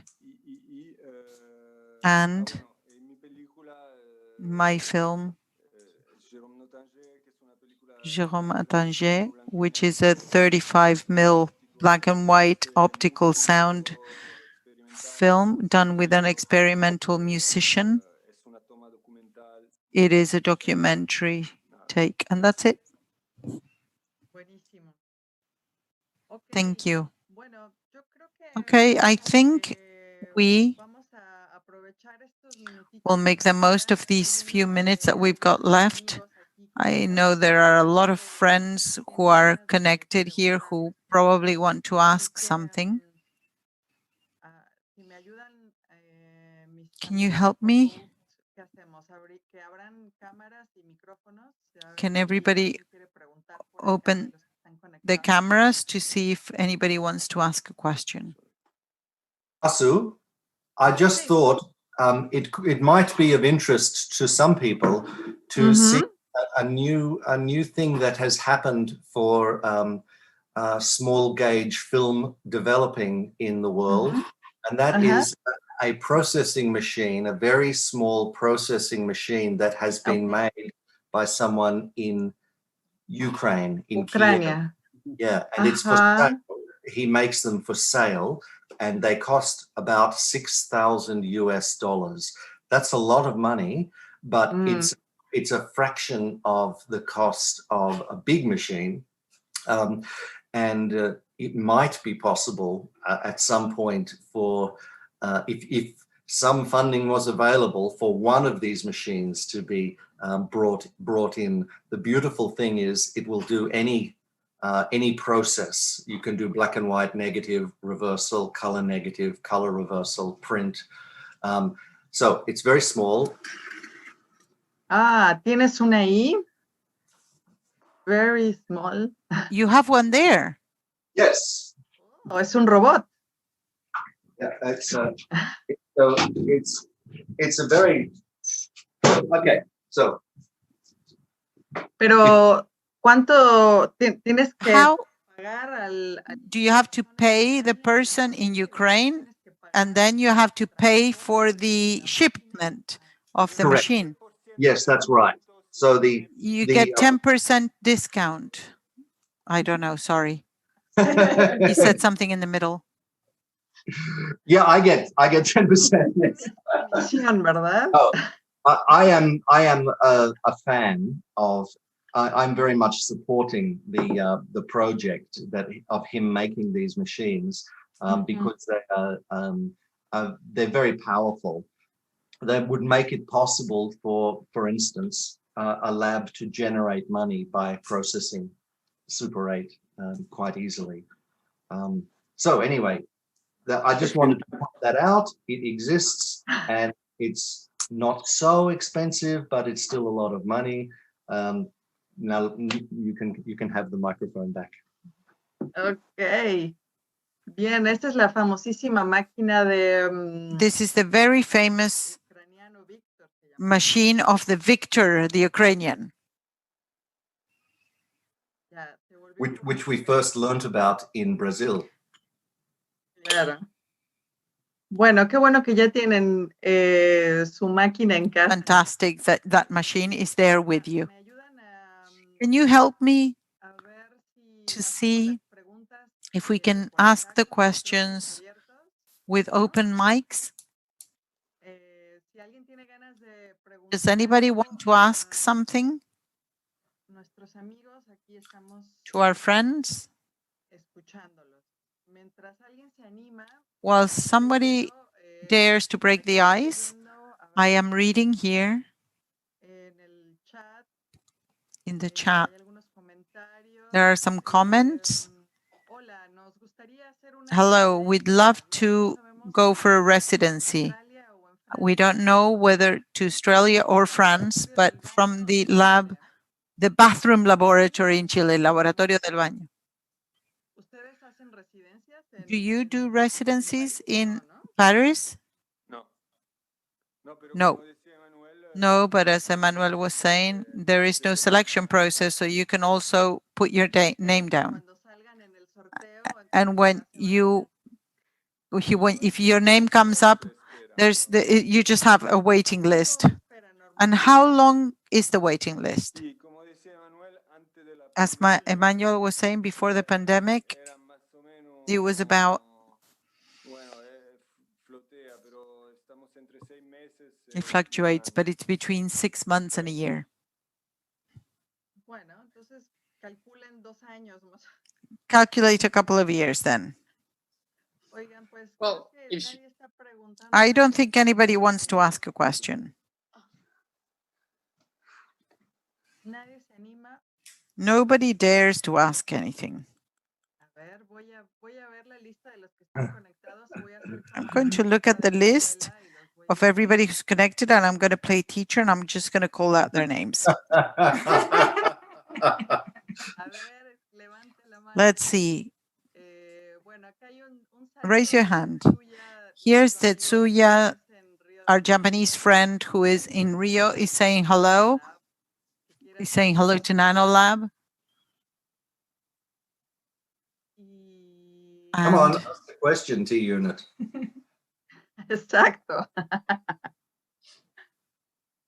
Bueno, nadie okay, pregunta. nobody wants to ask anything. Vamos a tener que preguntarnos. So we're going to have to ask ourselves. Vale. Yo tengo ¿Ustedes una pregunta para quieren ustedes. preguntarle a Richard o a Diana algo? Do you want to ask something to Diana and Richard? Yo sí puedo preguntar. Yes, can I ask them? Por ejemplo, For example, y bueno, ¿cómo fue cómo lo nombraste? you mentioned Pero ¿cómo fue el encuentro con los how was laboratorios acá en Europa, en Francia en particular? your meetings here in France, in Europe in particular. I think you went Acompañado para Gael Ruar, to Gael Jenker, tal or vez. with Etienne. You went with how did it go? Your meeting with them, Compartiendo and experiencia y todo. did you share experiences with them?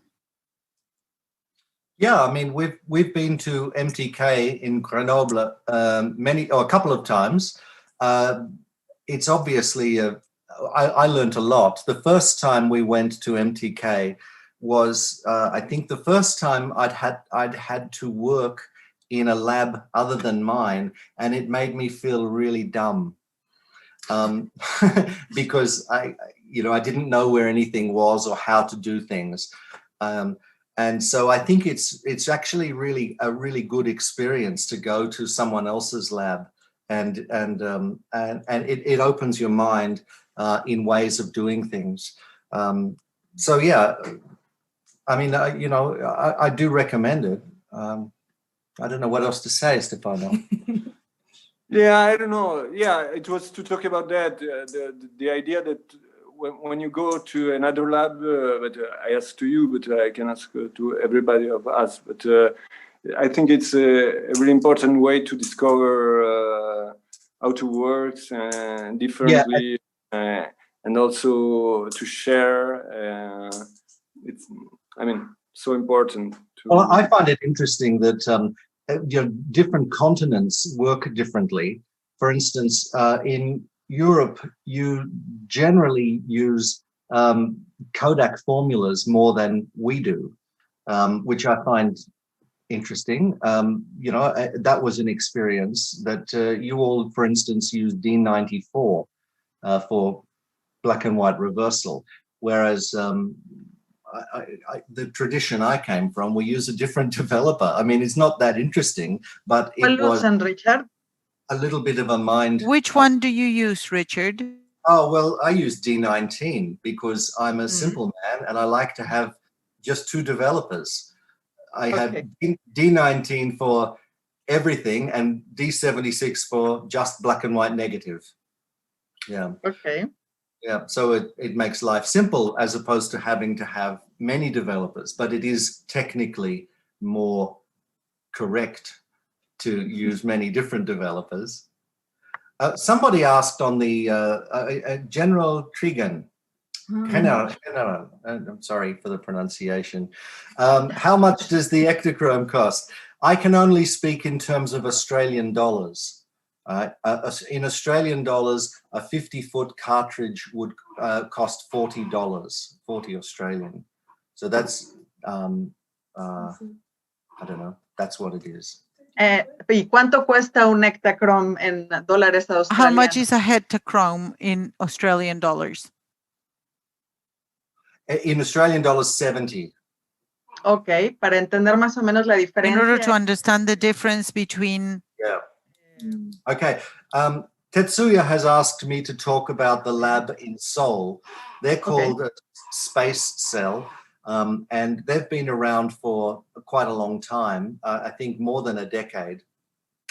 They have quite a nice space that one member owns, which is a very convenient situation. The lab has to still generate a little bit of income, and they've tried various things to keep their lab open, including roasting coffee, because for a while there, early in the history of the lab, coffee wasn't so available in Seoul, so they did that.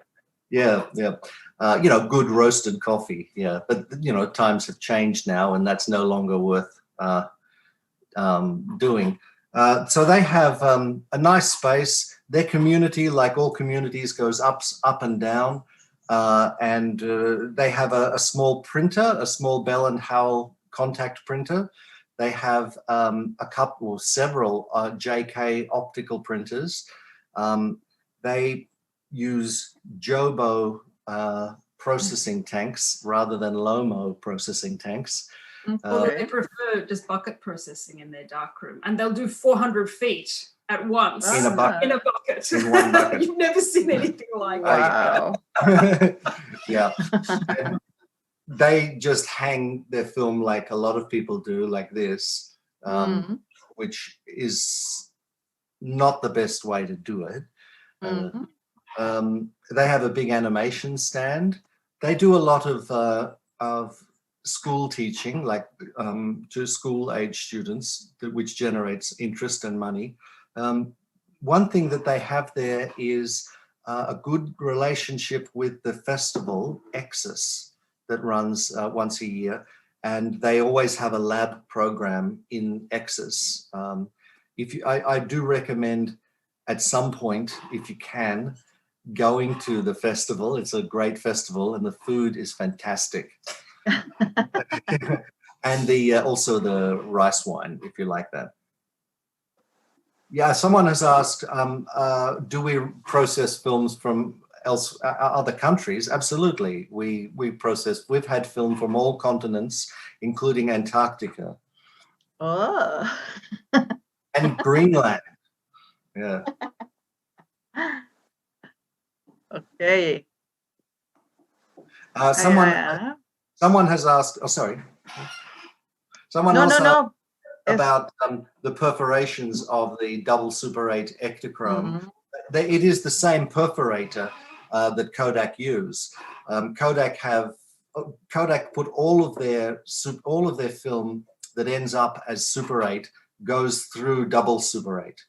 It's all perforated on a double Super 8 slit perforator, and then they slit it into Super 8. So the perforations on the double Super 8 Ektachrome are the same perforations on the normal Super 8.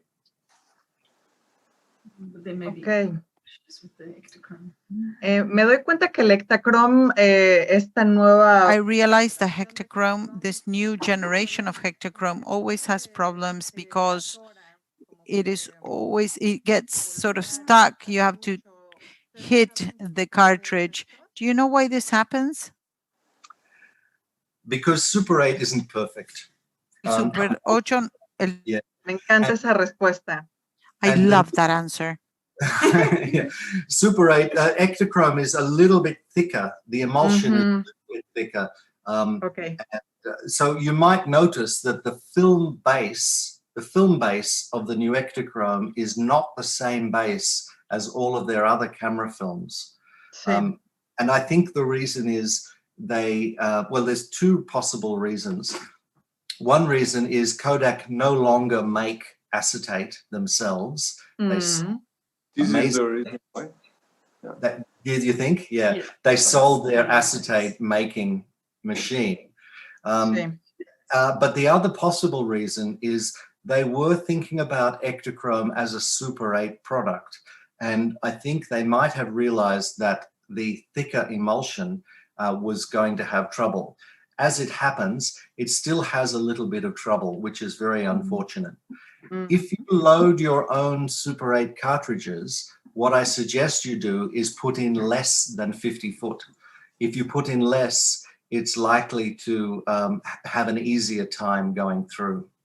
Esto era lo que hacía Pro 8, ¿no? Tenía menos This is what Pro 8 did. It had less footage, right? When they were doing their own cartridges. 40, 45. Yeah, that's true. With the Also Wittner. Wittner's were quite short. Wittner in particular. Wittner. I think that was a money thing.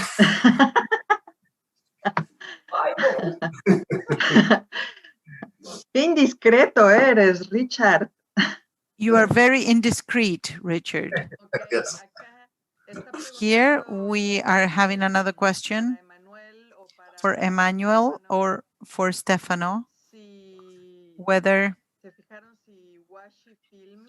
washi film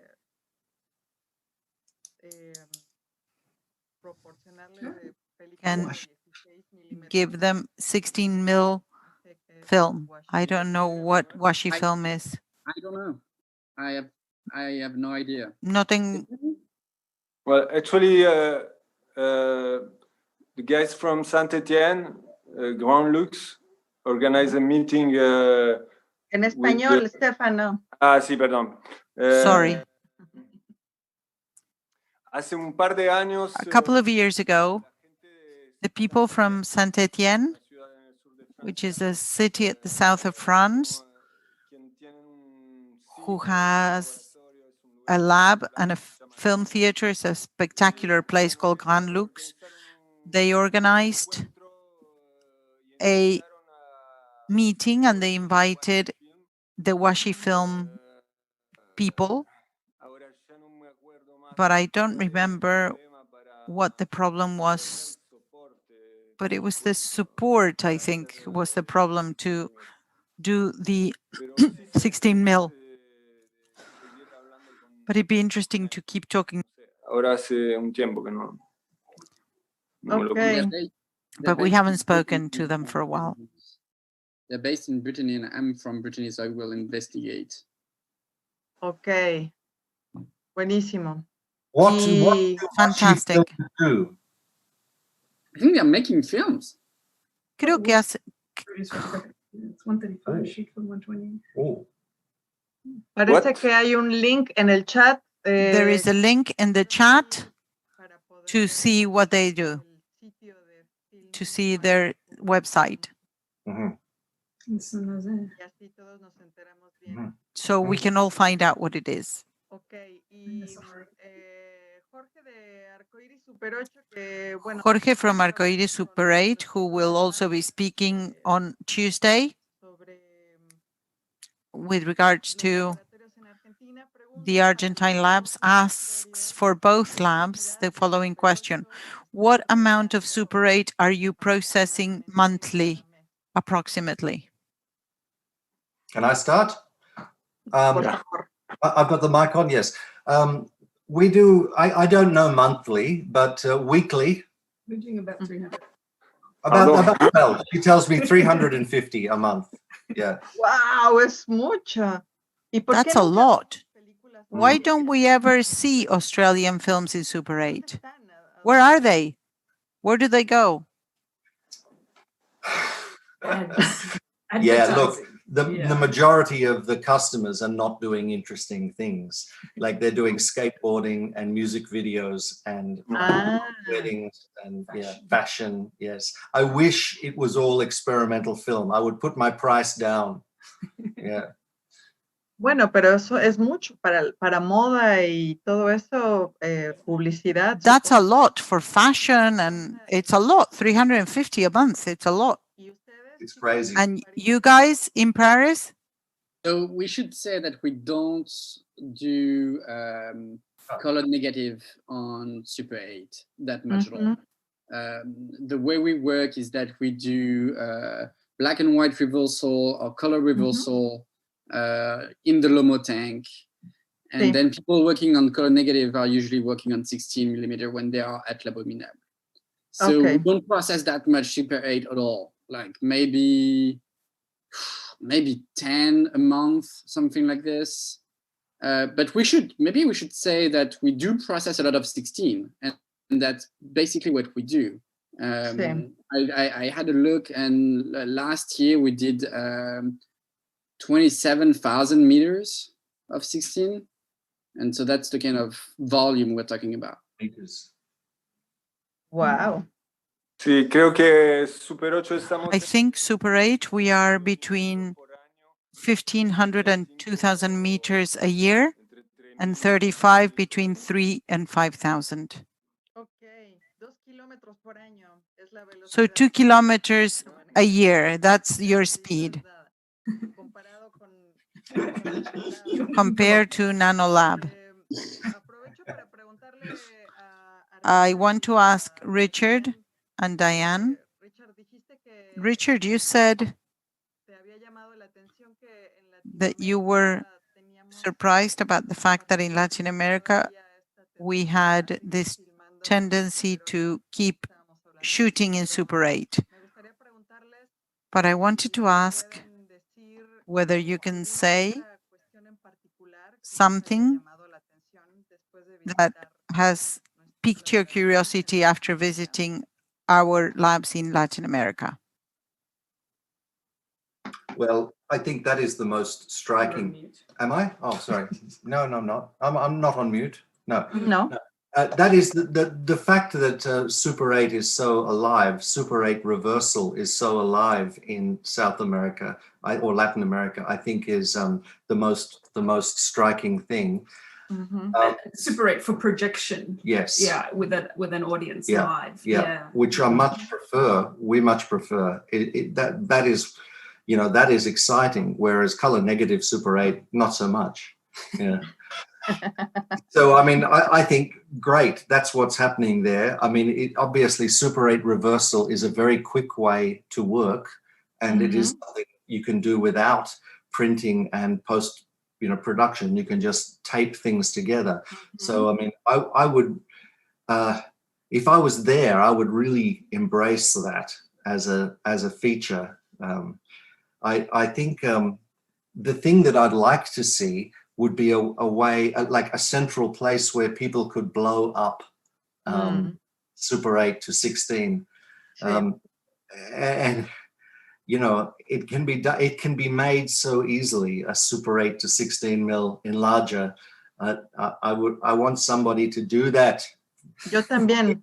For me, Aunque sea hacer copia de Super 8. Even to print from Super 8 to Super 8, that would, for us, would be fantastic to copy, because we're always projecting our originals, camera originals, and they are something that goes through the projector and it's degrading, basically. Yeah, that's right. Unfortunately, though, Super 8 printing is not really viable these days because of, you just don't have the print material for it. But Claro. 16, but blowing up to 16 is, Claro. but it means having two kinds of projectors. But I think that is where it's at. And what I would love to see is a film out system.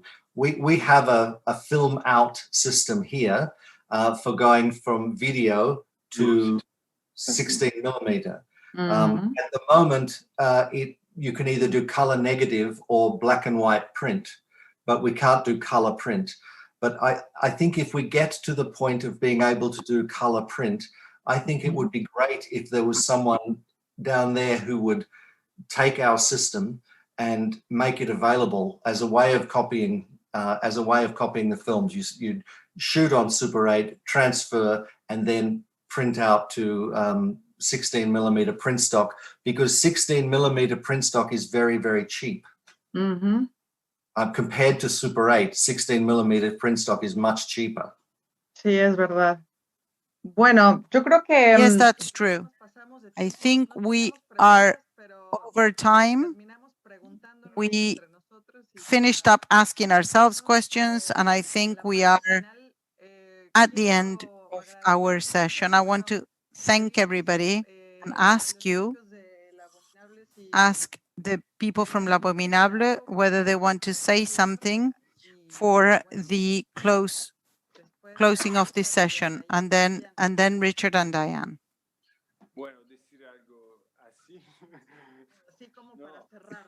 Something to close the session. What do I know? Do you want me to try?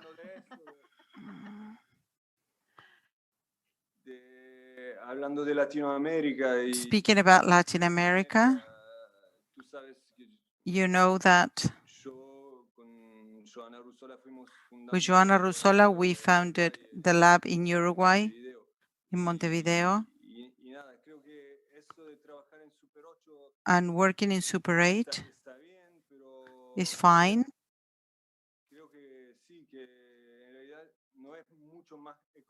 That it's not a lot cheaper than 16. I think you film on Super 8 because Super 8 has its own quirkiness. It's not to do with money. And it's not as complicated nowadays to find the tools for 16. And we had the chance and the luck to find the last lab in Uruguay, which still had their tools in a shed at the back. It had already become a florist shop, but we were able to rescue the 16 printer, a Bellenauer, which is still there. And Richard, I think, worked on that, helped to resolve some problems there. And it works well. La idea de tal vez The tener idea of perhaps having some tools, even if they are, it is a lot harder to travel through South America, but maybe if the possibility exists, especially between countries that are nearby, like Buenos Aires, Montevideo, and Santiago, or Valparaíso, to do links there. I was going to ask you, Asu, do you have a network? Do you have film labs where all the labs are there, but do you have like a regional film network of the labs in Latin America? Perhaps you spoke about this yesterday. I wasn't here. This is what we're trying to formalize. We're trying to construct this with these meetings. And we obviously have a chain of emails, but now the mails are like demode. We must have more active communication, and there is an exchange, but it is something that we want to improve with these sessions. And this is the first time we speak about Latin America specifically, so this is one of the objectives of these BIM sessions, to have a better communication, more fluid. Yesterday, when we were speaking to the Uruguayans who were speaking to the Brazilians, they are next door to each other, and they realized that perhaps they could exchange more between themselves. And your name came up because you were there in Uruguay. But also speaking to Enrico, who is connected now, he was also saying that he met you and that he was working with you in La Abominable.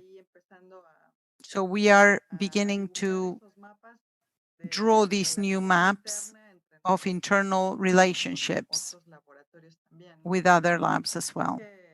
So yes, that is the idea. Emmanuel, do you want to say anything for your fan base? No, I just wanted to say that we talked a lot about real estate and the machines, but really the labs are the people in them. And this is very much, it takes different kind of people to do different kind of labs, and we should embrace that diversity and have different things in different countries or in different cities, and try to work together to go from one lab to the other, depending on the kind of films we're making. Bien, exactamente. Muchas gracias por estar Of course. Thank you so much for being here today with talking about the work that you do. Richard, Diane, my maximum idols.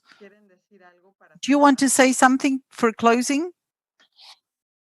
I'd like to say this. Remember when shooting Super 8 to have a pair of scissors so you can do this, to take up the slack if the cartridge jams. Okay. Right? It's a very simple thing. You know, it's a real pleasure and privilege to be invited to speak to the Latin American labs. Certainly we love coming over, and we would very much like the opportunity to come back, so we can do more things with you. The most important thing is to keep talking to each other. Exactamente. Muy bien. Qué lindo. Exactly. Perfect. Thank you. Thank you so much for your time. And I wrote down many important things that we may share later on. And I wanted to thank the team of the BIM who have been here working for the streaming. Nacho, Martín, Lucas, Ariel, Andrés de Negri, who is connected to this meeting and who reminded me to tell you that the website for BIM, besides from all the shorts from all the labs, there is also a program called Gazing into Your Eyes, Our Eyes. You can see it on the website. I am very bad for commercial breaks. We'll see you on Tuesday. That is the last session with the team from Labominable and all the participants of the photochemical processing from Argentina. We're going to exchange ideas, and that will be our last meeting, but we will keep in touch. Lots of kisses to everybody. Thank you so much for being there. Thank you very much.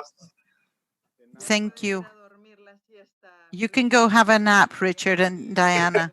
Thank you. And the ones in France can go to bed, and see you tomorrow. Thank you. Good Bye. night. Bye-bye. Bye. See you Tuesday.